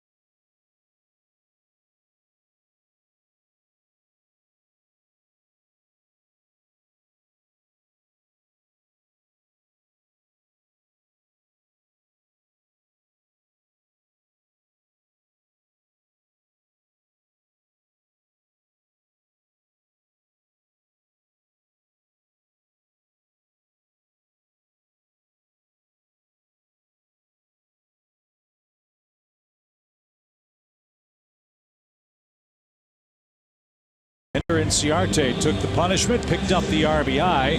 Julio Teheran in line to win it if the Braves bullpen can get 9 outs and hold this lead. It's getting those outs that's been the problem of late for the Braves' oft-worked relief corps. Yeah, 6 of 12 inherited runners have come across. Last homestand, a lot of hits, a lot of walks, and a lot of guys with a lot of work, including Peter Moylan, who was in 2 games against Baltimore, 1 game against Cincinnati, and his last 2 were very good, an inning, a third of hitless, walkless, runless game outings. But he's got Molina, Pham, and Wong coming up. Yadier Molina 4 for 7 in his career against Moylan. One of those hits a homer. Cardinals have but 2 hits in this game. And a first pitch strike. We had an off day yesterday. We had the day game at home. So for the entire relief corps, from game to game, it's really 2 days of rest. Yeah, it's wonderful.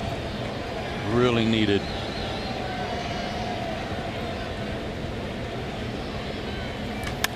Lifted to right. That'll be a can of corn from Markakis. Molina cracks his bat in frustration. Ozuna and Molina have something to talk about, as that's the first out of the 7th inning.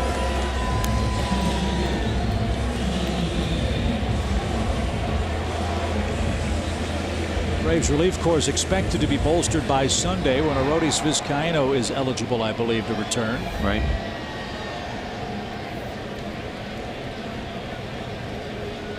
So that should help, as he's been well rested coming back from that stiff shoulder. Here's Tommy Pham. And a little low, 1 ball, no strikes.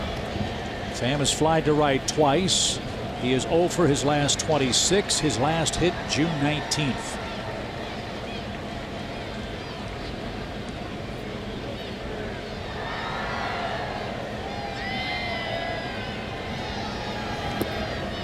You could have also said Pham has flied fairly far to right field.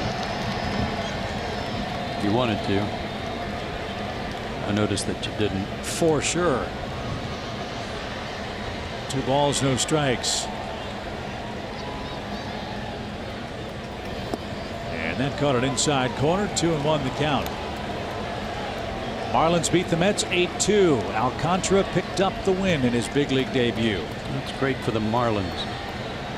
He was pitching real well for them at AAA. So indeed, what a nice night for him. Swing and a miss. 2-2. Well, he was referred to as one of their top prospects now that he had been acquired from the Cardinals.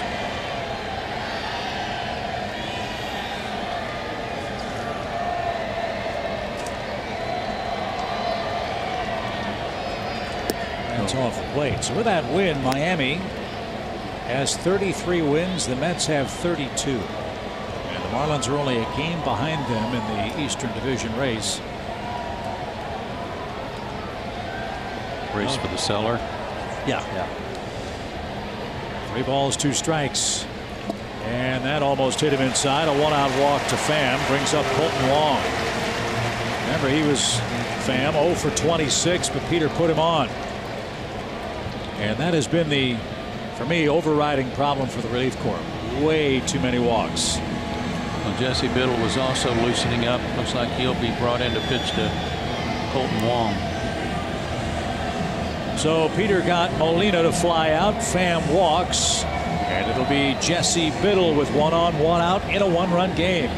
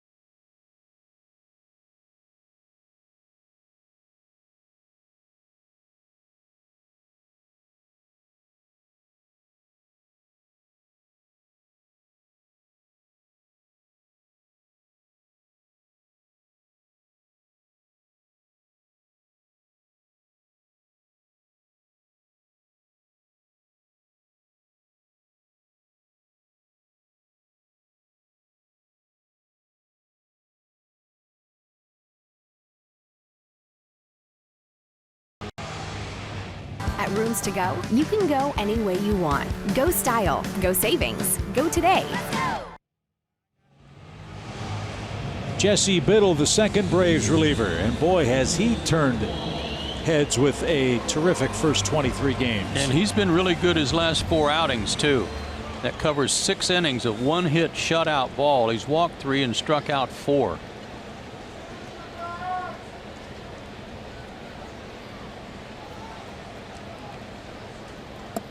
What's so crazy about Biddle are the extreme reverse splits as a left-handed pitcher. Right-handers against Jesse are just 6 for 64. Left-handers are 13 for 35, a .371 mark.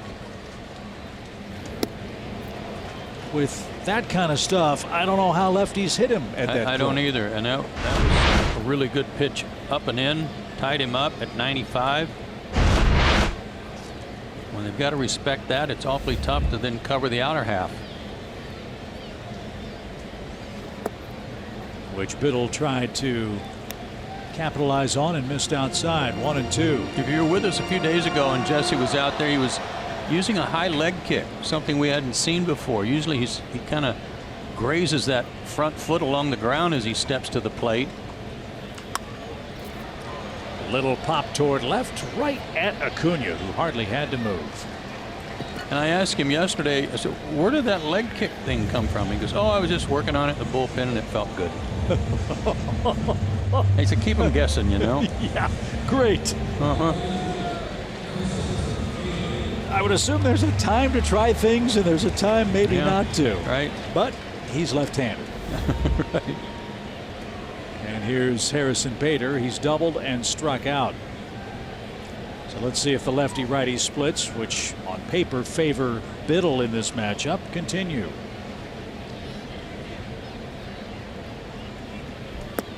That's off the plate, ball 1. Jed Jerko is on deck for the Cardinals. The pitcher spot is scheduled next.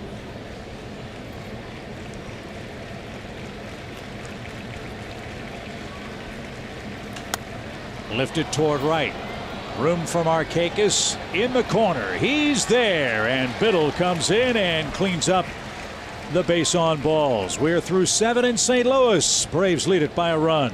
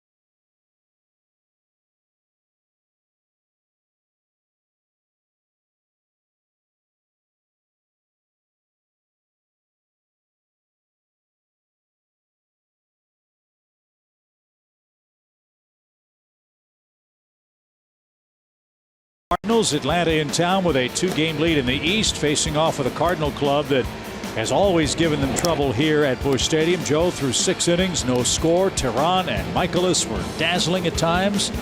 And then one of the oddest plays we've ever seen, one pitch thrown by Cardinal left-handed reliever Gomber hit Ender in the head, and that's the only run scored. I would think that Julio Teheran and the Braves staff got to be thrilled with his effort tonight because of how he was in midseason trying to make a little adjustment to try to help him maybe drive a little more to the plate instead of to the first baseline, because the results were great. This guy as you look at his numbers, throws 100 with ease. 98 to 102. That's right. He's been over 100 this year, along with a slider and a changeup. Jordan Hicks. Well, perfect guy for this kind of weather, huh? 105 heat index at the start of play tonight. This guy leads Major League Baseball. First, the offering to Markakis. That is his 229th pitch at 100 miles an hour or faster. Aroldis Chapman is second on that list. You ready for this? With 126. So he's thrown over 100 more 100-mile-an-hour pitches than the Yankees closer.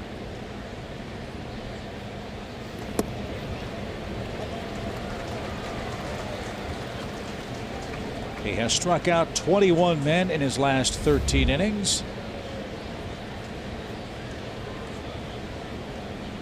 And has thrown the two fastest pitches in the major leagues this year. Both were over 105 miles an hour.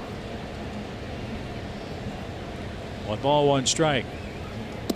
And then he can drop that on you. That's almost not fair. From 101 to 83. Yeah. 6'2", 205 out of Houston. Supplemental 3rd round pick in 2015.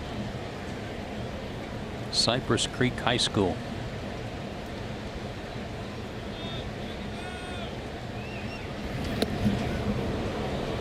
Almost dislocated Molina's shoulder with that one. So what's the key to hitting a guy that can throw consistently this hard? Swing hard in case you hit it. Really? I mean, he's going to give you the power. Just try to shorten up. Just no, no stride of anything. Keep your hands back. No wasted motion. Swing hard in case you get it. Classic. Prayer would help, I guess. Yeah, it works. Yeah. But if he doesn't throw it over the plate, all that velocity won't matter. And I guess this guy will be an interesting case study as to what direction the game is going to go. It wasn't so long ago that people wondered, will anybody throw 98 miles an hour? Well, he does that on average, but he can't throw it for a strike. And Atlanta has a potential insurance run aboard to start the 8th inning. I'm looking at his minor league numbers, and he's started a lot, mostly as a starter in the minor leagues. And while he had a lot of strikeouts, sometimes a strikeout per inning, sometimes not, he walked a lot of guys. 39 in 78 innings at Peoria last year, where he went 8-2.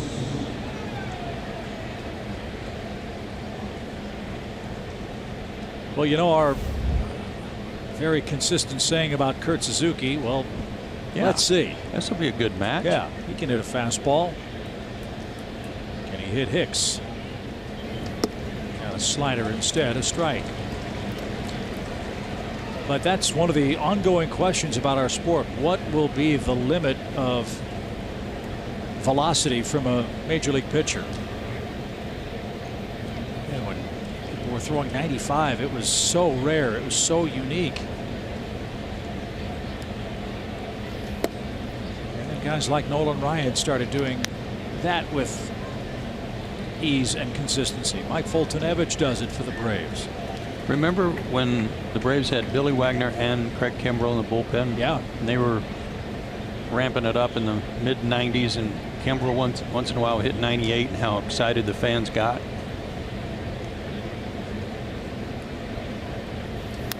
Good cut. Right on it. But if a guy like Hicks becomes the norm, and who knows, with nutrition and diet and all the medical advances that we're seeing take place in the game, how's anybody ever going to get a hit if guys are throwing and averaging 101 miles an hour with fastball? They're going to allow guys to use bigger barrel bats. Canoe paddle.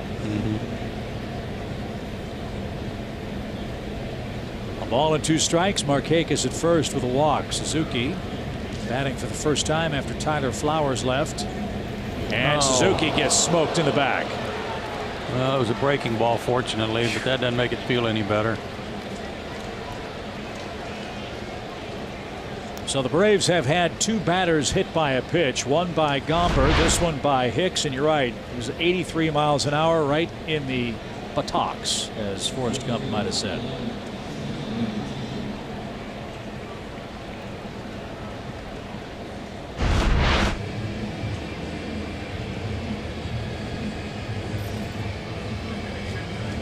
So a chance for Atlanta to add on here.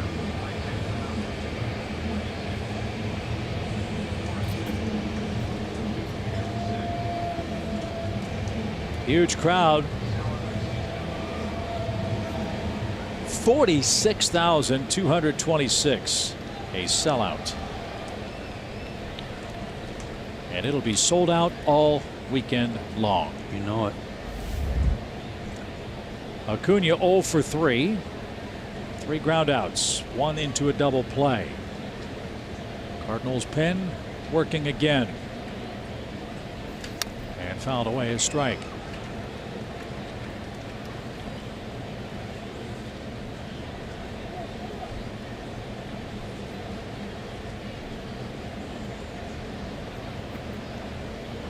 If we get word on Tyler Flowers' condition, we'll pass it along.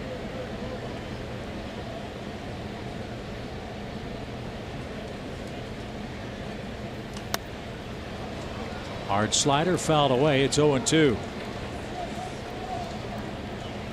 With Ronald's bat speed and this guy's fastball speed, if the two were to collide just right, it would be fun to see where it goes. There's an inviting target above the scoreboard way out by the river where the arch is. 0-2 count. Bouncing ball, foul at third base. We'll do it again. That is the arch, right? No, the real arch is like a little north of that. It's north, okay. That's a hologram you're looking at. Really? I spare no expense to put together a beautiful view from our perch here at Busch Stadium. The 0-2 pitch won't be made. We're joking, of course. That is the arch. It's undergone a $300 million renovation to the visitor center and a land bridge that gets people from downtown across Memorial Drive to that beautiful park, the Jefferson Expansion Memorial. It's a great thing. Great American landmark.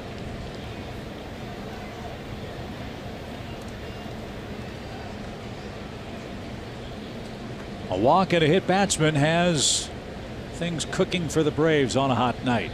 Atlanta leads 1-0. The 1-2 pitch. Good battle here. I would think no matter the outcome for Acuna, he puts up a good fight here against a guy throwing 100 miles an hour. He's got to feel like, all right, I can hit anybody now.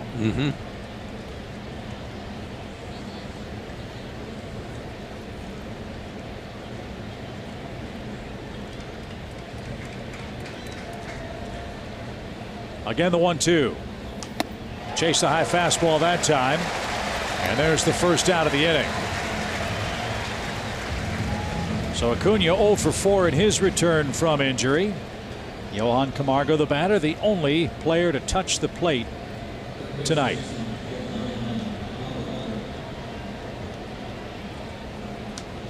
And Johan with 2 hits. Camargo 2 hits, Swanson 2 hits, Santana a hit. That's 5 of the 7 for the Braves. They have 2 lefties in the bullpen warming up.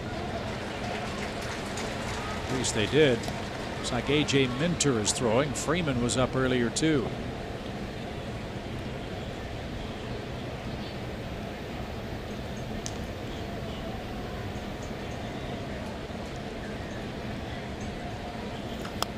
Fouled away. 0-2. Wow, what a crazy game in Philadelphia. It's Washington 16, the Phillies 7. 23 runs, 27 hits combined in that game. And Washington still batting in the 9th.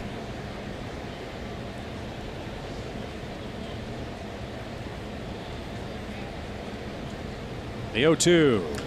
Line drive toward the gap in left field. That's going to get down and score at least one.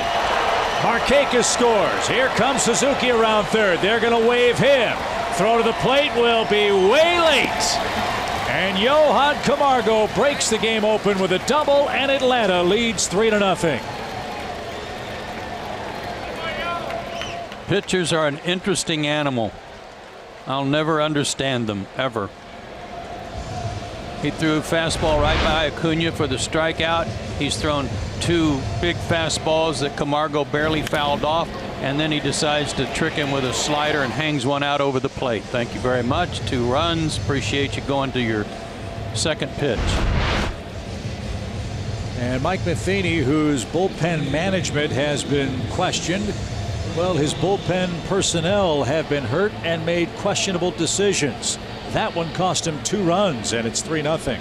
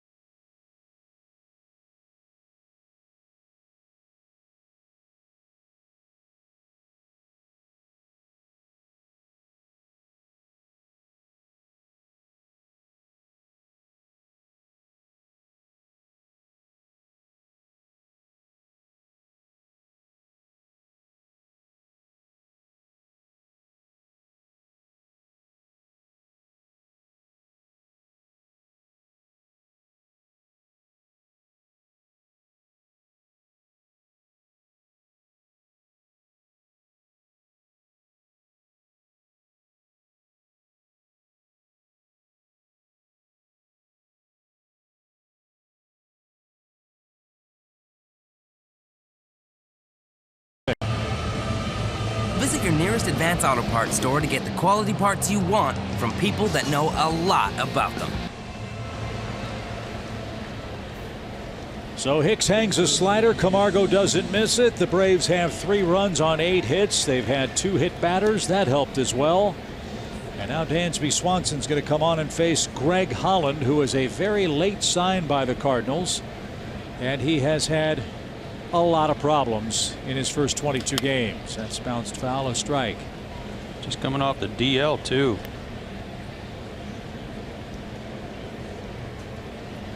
Holland had a right hip impingement that cost him 22 games. He was signed right before opening day, or right around opening day, and has not gotten on track. None of these guys that signed late have done well that I'm aware of.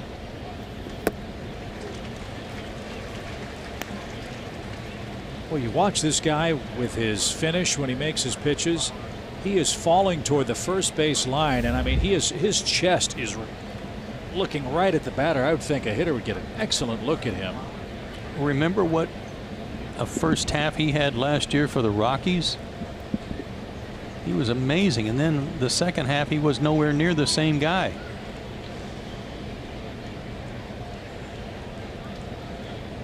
No balls, 2 strikes.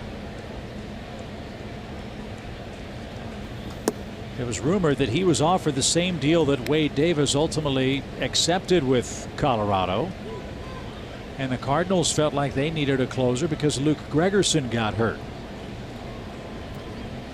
But it hasn't worked out for Holland, who's lost his closer's job to former Brave Bud Norris.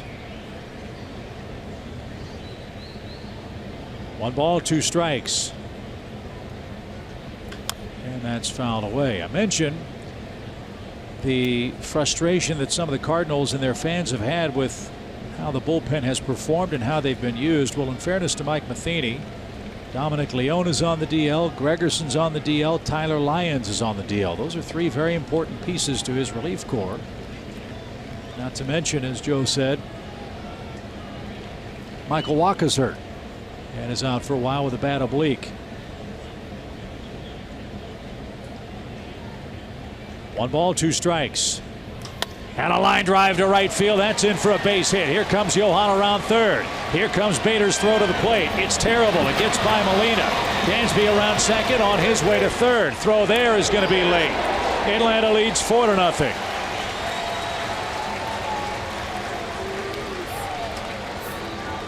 So all 3 runs belong to Hicks. Holland can't retire the first batter, and Dansby picks up his 30th RBI. What a good night for him, and good piece of hitting again. His 3rd hit of the night. High fastball, picked on it, drove it to right field, and Greg Holland became a spectator. He's watching as Bader throws this one to the backstop, and Holland nowhere to be found to back up the play. That allowed Dansby to go to third. Horrible throw. And another Cardinal error. The first for Bader this year, who has 5 assists this season, but that one a real bad throw. So Flaherty will come on and pinch hit. Braves with 3 in the 8th inning now lead 4-0. And a swing and a miss, strike 1. What is it about the Braves? 7th inning, 8th inning, 9th inning. They've done it again tonight. 149 runs from the 7th inning on.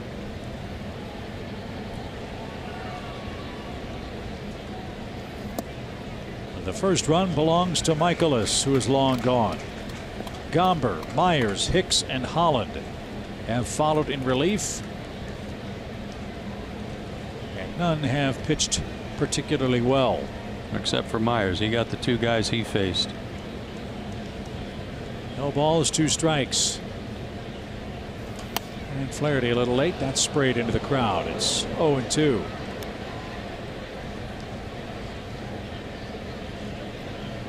And 4-0 feels a whole lot better than 1-0, especially in this place, where the Braves have had so little luck.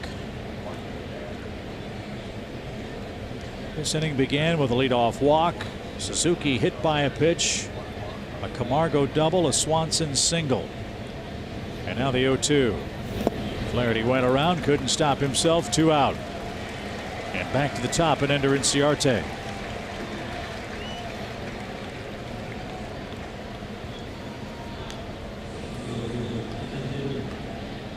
Nine, 1-2 due up for the Cardinals in the 8th inning.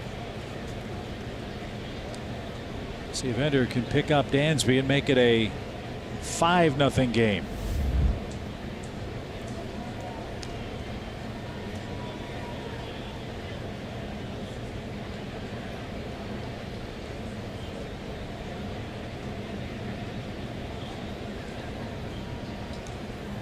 Swing and a miss. We got word on Tyler Flowers, by the way, the official word from the Braves training room. It is a right hamstring cramp. Glad it's nothing worse than that.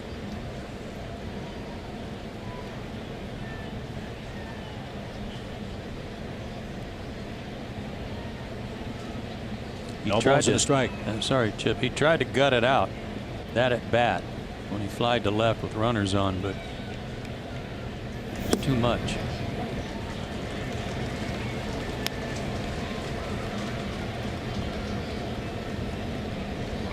Four runs, 9 hits for the Braves. No runs, 2 hits, 2 more errors for the Cardinals.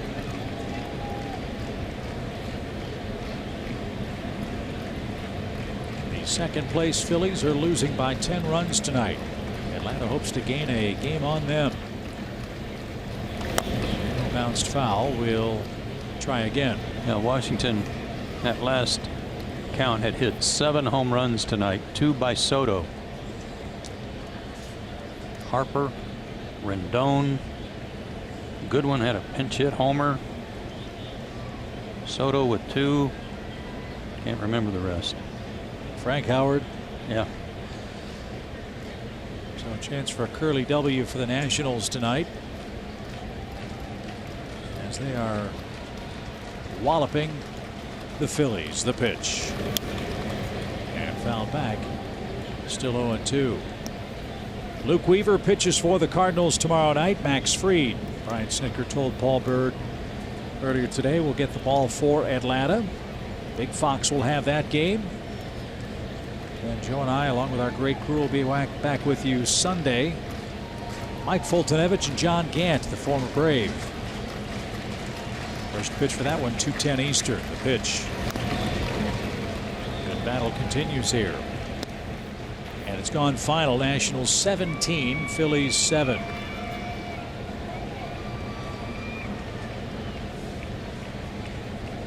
Perfect world. Those teams split the 4 games, and the Braves have a real good series here against the Cardinals. If the Braves win, they gain ground on somebody in the division.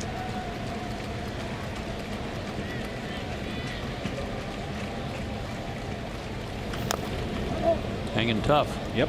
Good swings.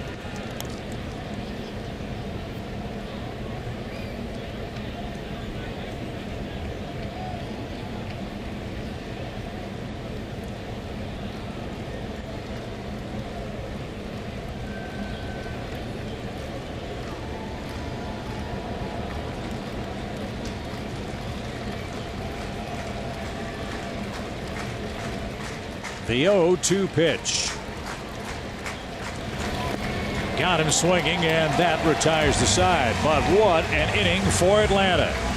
The old leadoff walk in a 1-run game proves to be beneficial for the Braves. A hit batsman, a Camargo double, a Swanson single later. The Braves plate 3 runs. It's 4-0, bottom of the 8th in St. Louis.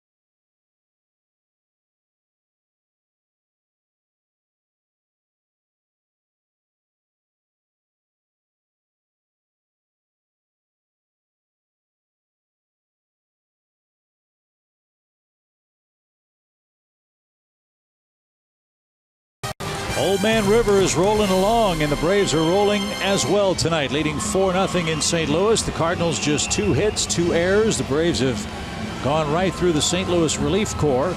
And so far, the Braves pensmen have held serve. Moylan and Biddle a scoreless 7th inning. A.J. Minter hopes for the same in the 8th. This is a good sign for the bullpen.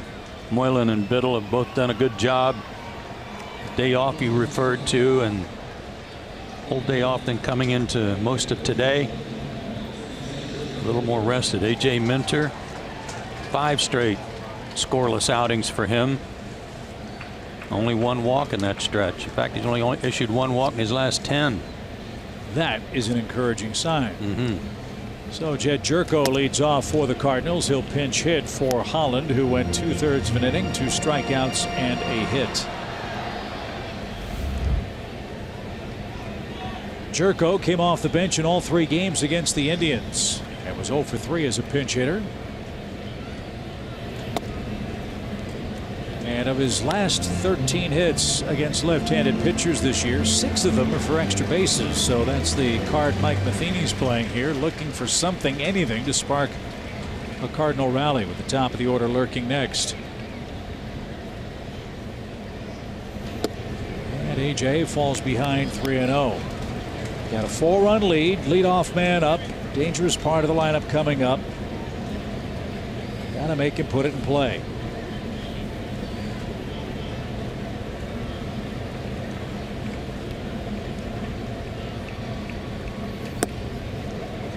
Got the call there, and Jerko not sure about that. 3 balls and a strike.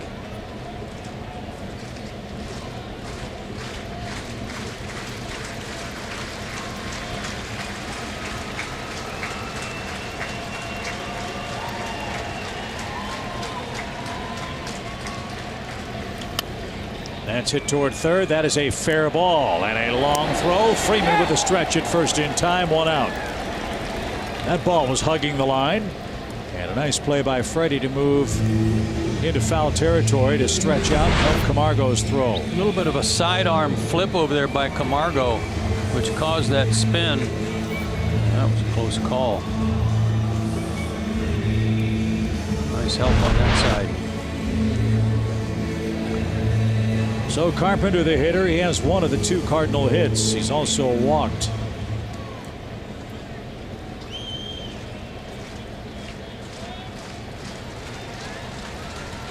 Braves got a 6-inning start from Julio Teheran. Braves starter goes 6 innings or more. They're 26-9 this year. Take those percentages the rest of the way if you can get it. Yeah.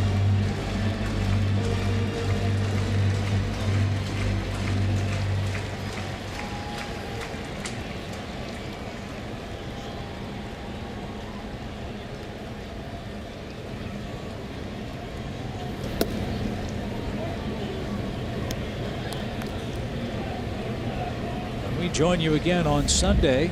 It'll be a milestone game. It'll be the halfway point. Game number 81.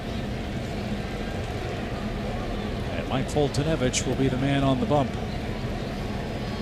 1 ball, 1 strike.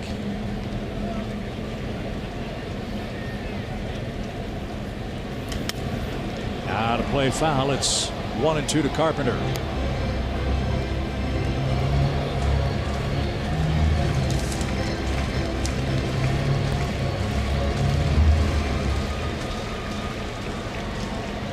Cubs were winners today. They beat the Twins in interleague play 10-6.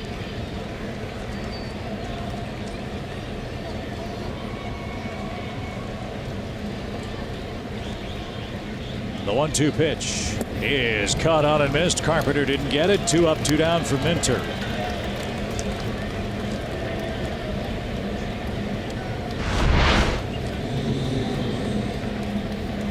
There's that cutter. Well located down. Looks like a fastball till the last second.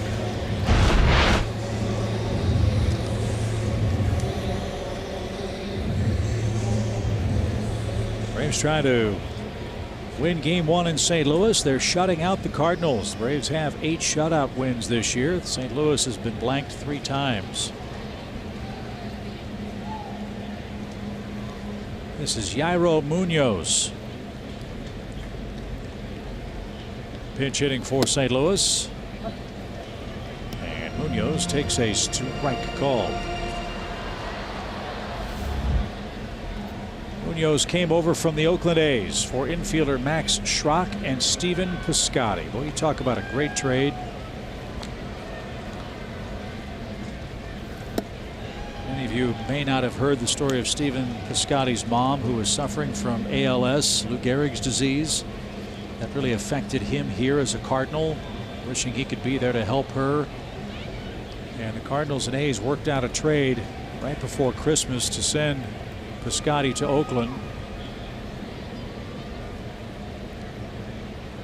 His mom passed away earlier this year, and I think in Piscotty's first game back, he hit a home run after mourning his mom.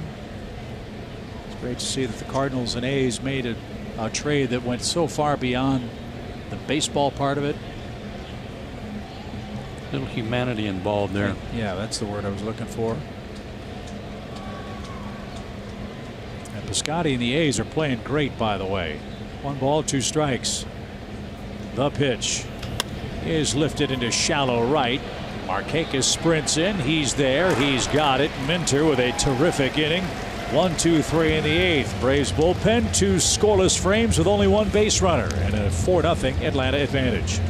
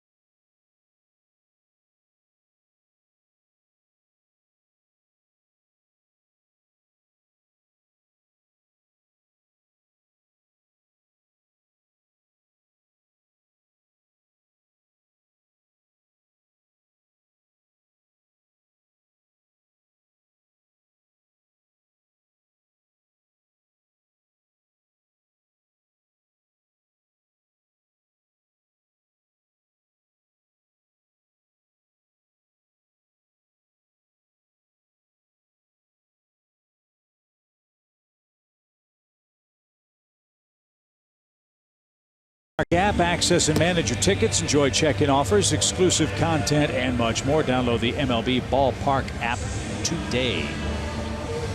Chip and Joe with you in St. Louis, 4-0. Braves have the lead. Yairo Munoz will take over at shortstop for Garcia. And Brett Cecil, the former Toronto Blue Jay, is going to come on and pitch the top of the 9th. Second year with St. Louis. Last year he went 2-4, 3.88 ERA in 73 games. Numbers this year: more walks than strikeouts in 16 innings. That's usually not a good thing. A lot of the Cardinal fans have headed for the exits. This has been a rare sight for the Braves in this building. Lots of empty red seats, and those that are left are either Braves fans or very quiet, as Atlanta has shut them down so far, 4-0.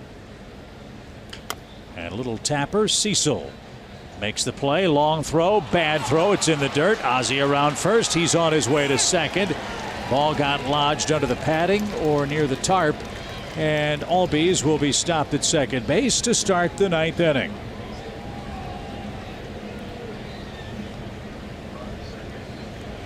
Infield hit, runner to second on a 3rd Cardinal error in this game. That extends Ozzie's hitting streak to 9 games.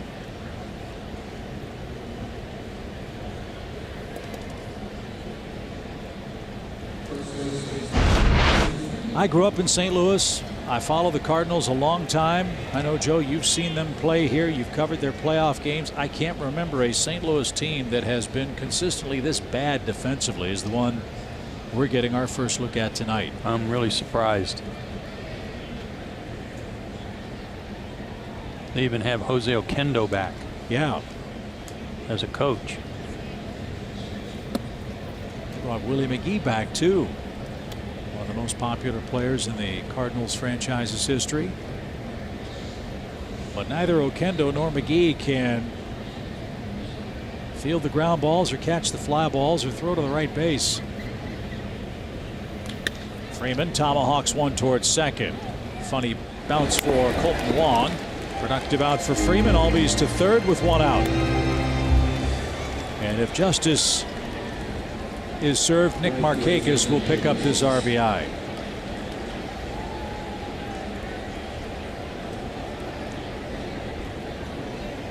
Nick reached on a Two-base error by the shortstop, Greg Garcia. He earned the 8th inning walk that started the 3-run Braves rally. No strikeouts for Freddie tonight, too. Good sign. And that spinner down the third base line. Hopefully a sign of good things to come on the trip. Ball 1 low. Fastball, curveball, changeup from Brett Cecil. He'll throw a cutter off his fastball, which sits in the low 90s. Out of Annapolis, Maryland. 1-0 pitch. Line drive into center field. That is going to be caught.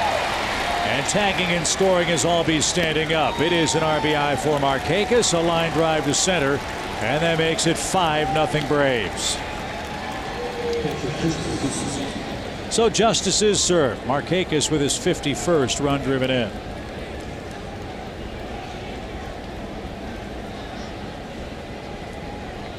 And Cecil's throwing error comes back to haunt him here in the 9th inning.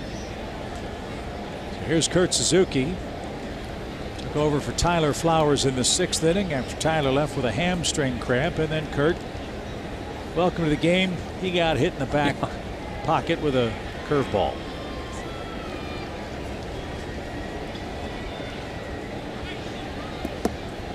And down and in, 1 ball, no strikes.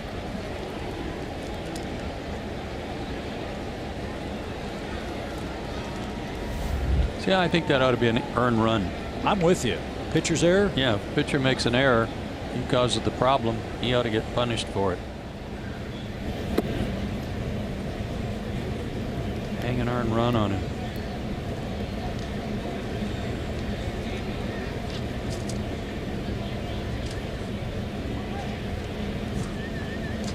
Apparently Paul Byrd has a differing opinion on that, I'm told. Not surprising. 2 balls, no strikes. Not close.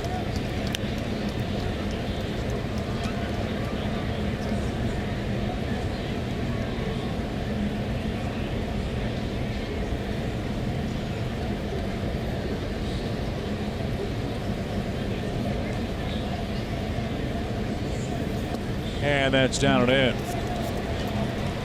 Cardinals signed Brett Cecil as a free agent in 2016 before the 2017 season. He signed through 2020 here. I know. Man.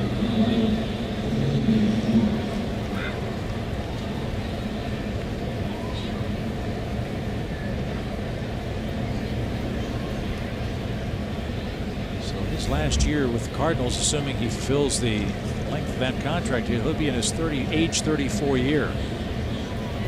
A lot of mileage on that arm. As Acuna bats with 1 in, 1 on, and 2 out.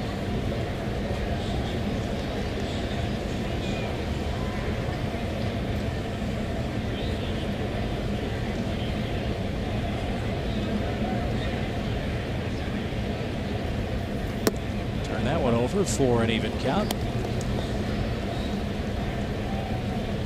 1 ball, 1 strike. Great to have Ronald back. Looks like he's had no trouble running to the bases. He's had no trouble running in the field. So everything will feel great for him in time for tomorrow night's game.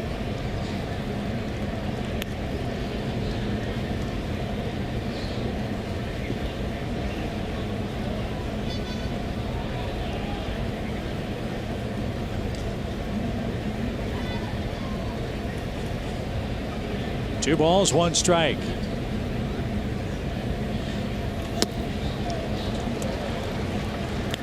Ronald had a bit of a strikeout binge going himself prior to his injury. He had struck out 27 times in his last 17 games.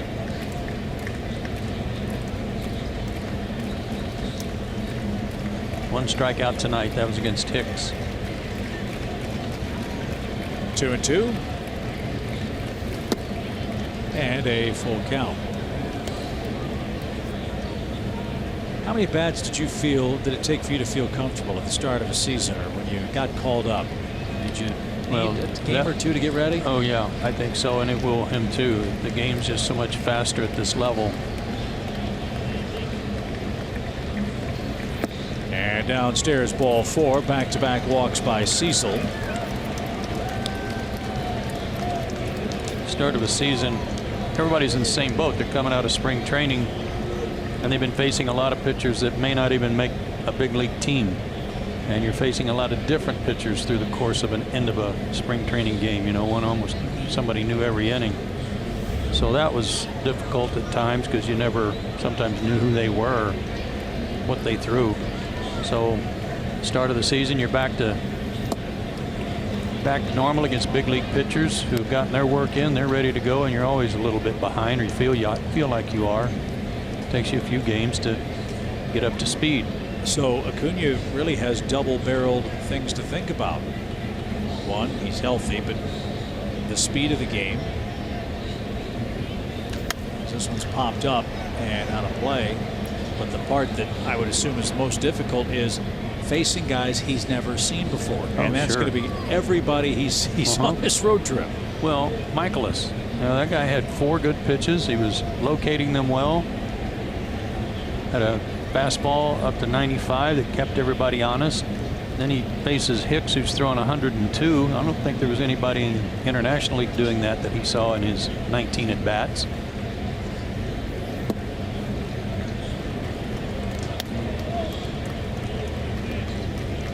So that walk was good too. You know, he wasn't just up there freewheeling it and swinging at whatever he threw up there. He had a good idea, threw a walk. That'll probably benefit him tomorrow. 1 ball, 2 strikes. Camargo batting right-handed, and he hits one a mile high into left center field. No carry to it. Ozuna is there, and that retires the side. Add-on run for Atlanta in the 9th inning. 3 outs to get. Braves lead 5-7.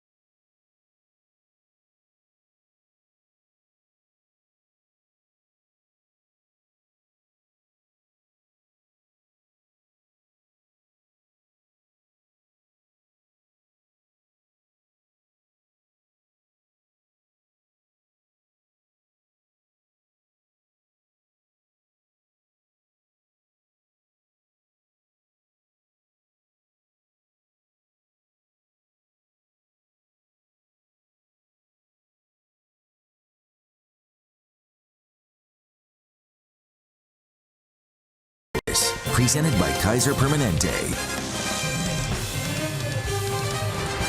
Fun night tonight in St. Louis, where the Braves lead 5-0 as we head to the bottom of the 9th inning. Fox Sports South and Coors Light salutes the military. And we hope to salute Luke Jackson if he can get the final 3 outs and salt this one away for win number 46 for the Braves.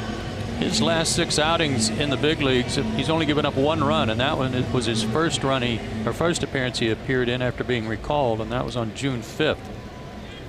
Since then, 4 2/3 innings of 2-hit shutout ball, a couple of walks, 10 strikeouts. Not bad. Not bad at all. Jose Martinez leads off and takes a strike.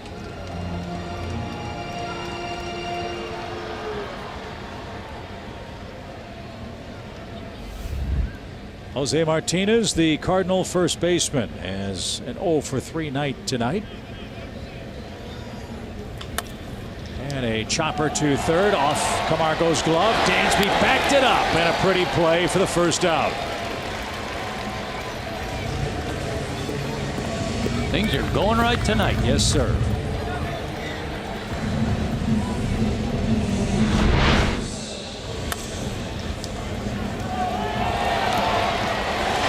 And when you're in Blue City, the hops should go your way.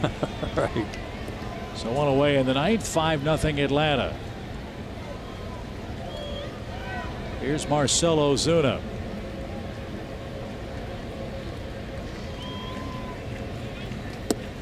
Strike one. Ozuna said that after the 2015 season, beginning of the 16 season, things began to turn around for him. He said thanks to Barry Bonds, who was his hitting coach in Miami that one year. Yes. Gave him a lot of credit.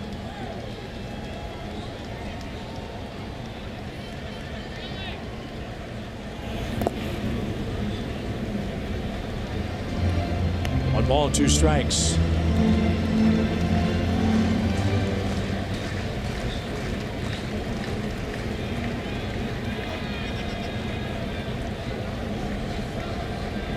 Base is empty for Ozuna, and a roller foul and out of play.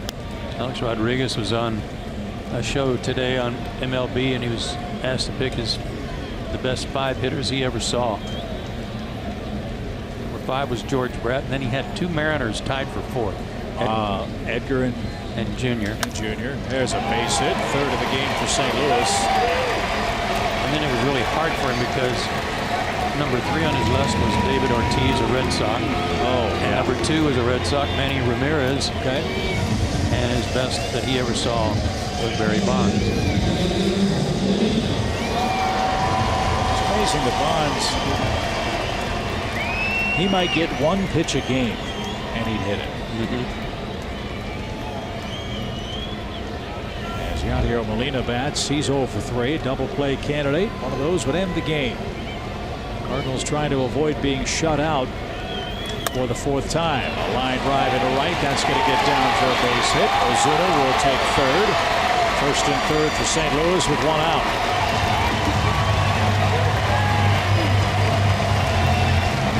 Molina wasn't going to get to 2 strikes. And that play at 3rd and short looking pretty big right now. As Tommy Pham is the hitter, he's 0 for his last 26, 0 for 2 tonight with a base on balls. Shutout would be great. Let's just win the game. Milwaukee won tonight. They beat the Reds 8-2. Brewers lead the National League Central over the Cubs. Braves beat the Reds the first game of that series also by a similar score, but Cincinnati came back strong.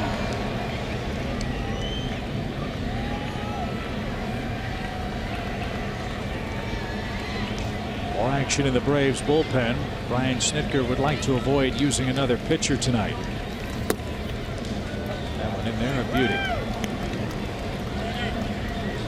The Yankees beat the Red Sox 8-1 today. That's a big win for the Yankees. They're now tied for 1st in the AL East.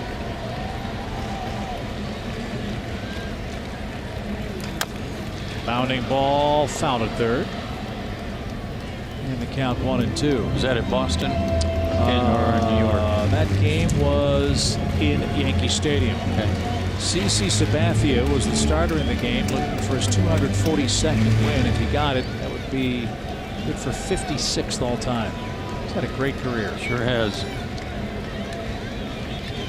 So Sabathia did win it. The Yankees won their 30th game. They're 30-11 at home. And that's where we head after this series, beginning Monday in the Bronx. 1-2. So we might see CC on Wednesday or July 4th. That's right. You ever flown on the 4th of July after a big league game? I don't know that I have. It is the coolest thing of all time. With the fireworks? You see them from top down as you fly cross country. I hope it's dark enough. Yeah, well, we're it's flying fast. That's true. 1 ball, 2 strikes.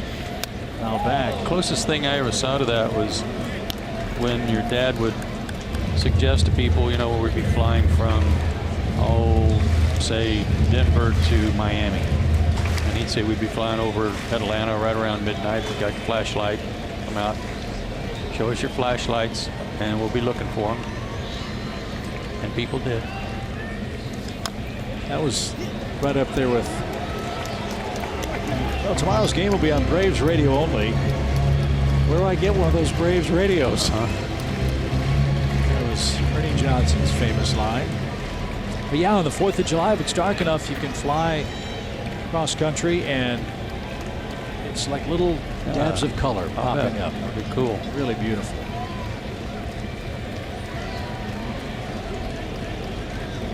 Good battle here with Tommy Pham, who is really looking for a hit. Braves have pitched him pretty carefully the last couple of times up there. Deep count here, and they walked him back in the 7th.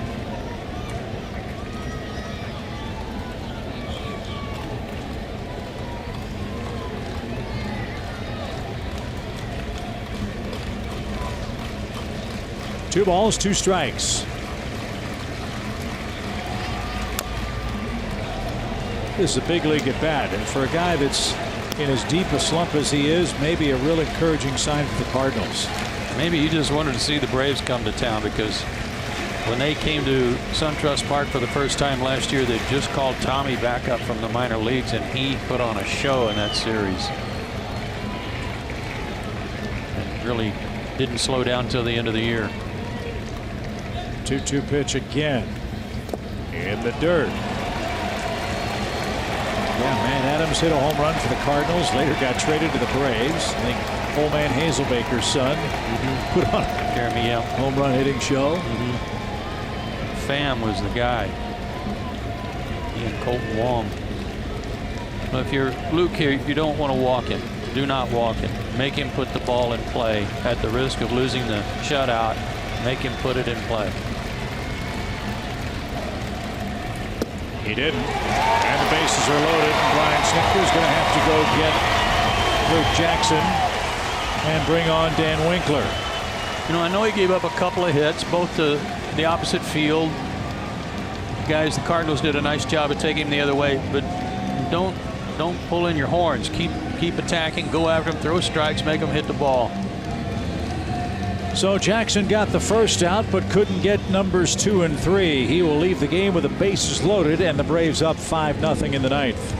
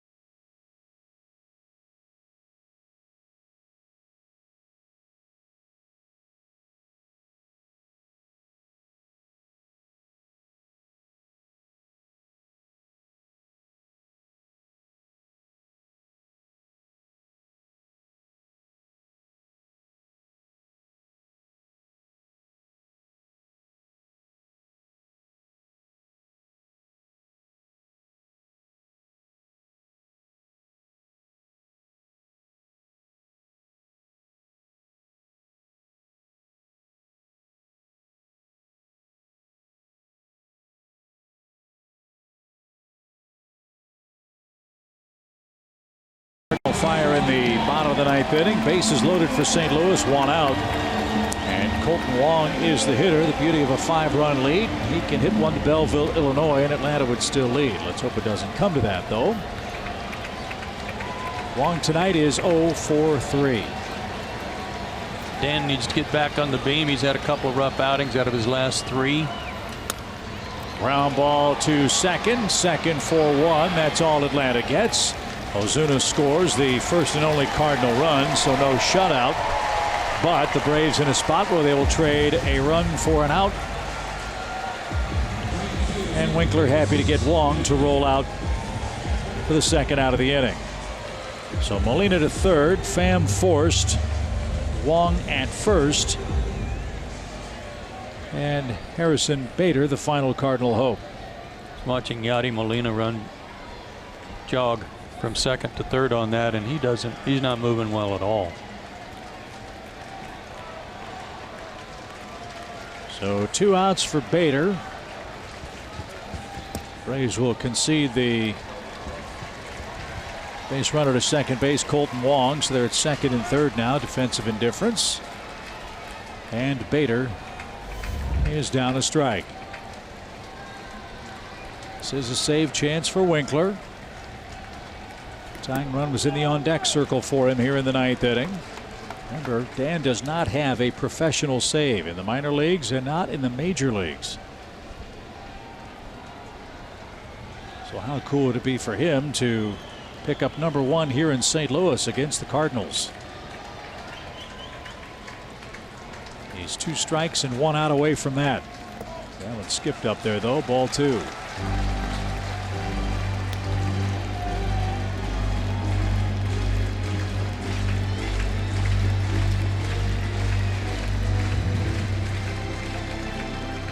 Did he call time? I didn't see an umpire throw with their hands in the air. Remember the play in Arizona with Jose Valverde, I think it was, and Anderson Simmons stole second? I believe it was Simmons. Yeah, or Escobar. Might have been Escobar. You're right. Excuse me. He was tying his shoe. Swing and a miss, and the panic look on his face. What? Hey, what's going? Yeah. So the Braves are a strike away here.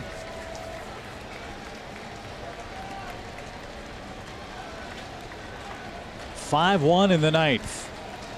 3 more Cardinal errors. And the pitch is caught on and missed, and what a way to start the weekend. Atlanta beats St. Louis 5-1, your final score.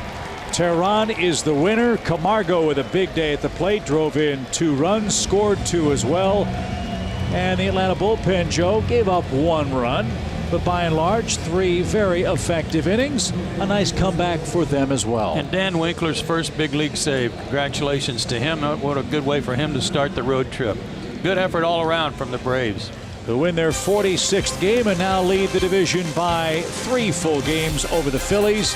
A 3-hour, 14-minute marathon goes Atlanta's way here in St. Louis. Big Fox tomorrow night. Joe and I are back with you on Sunday afternoon. And after a quick break, we will join you on Braves Live, presented by Xfinity. 5-1, your final here in the gateway city of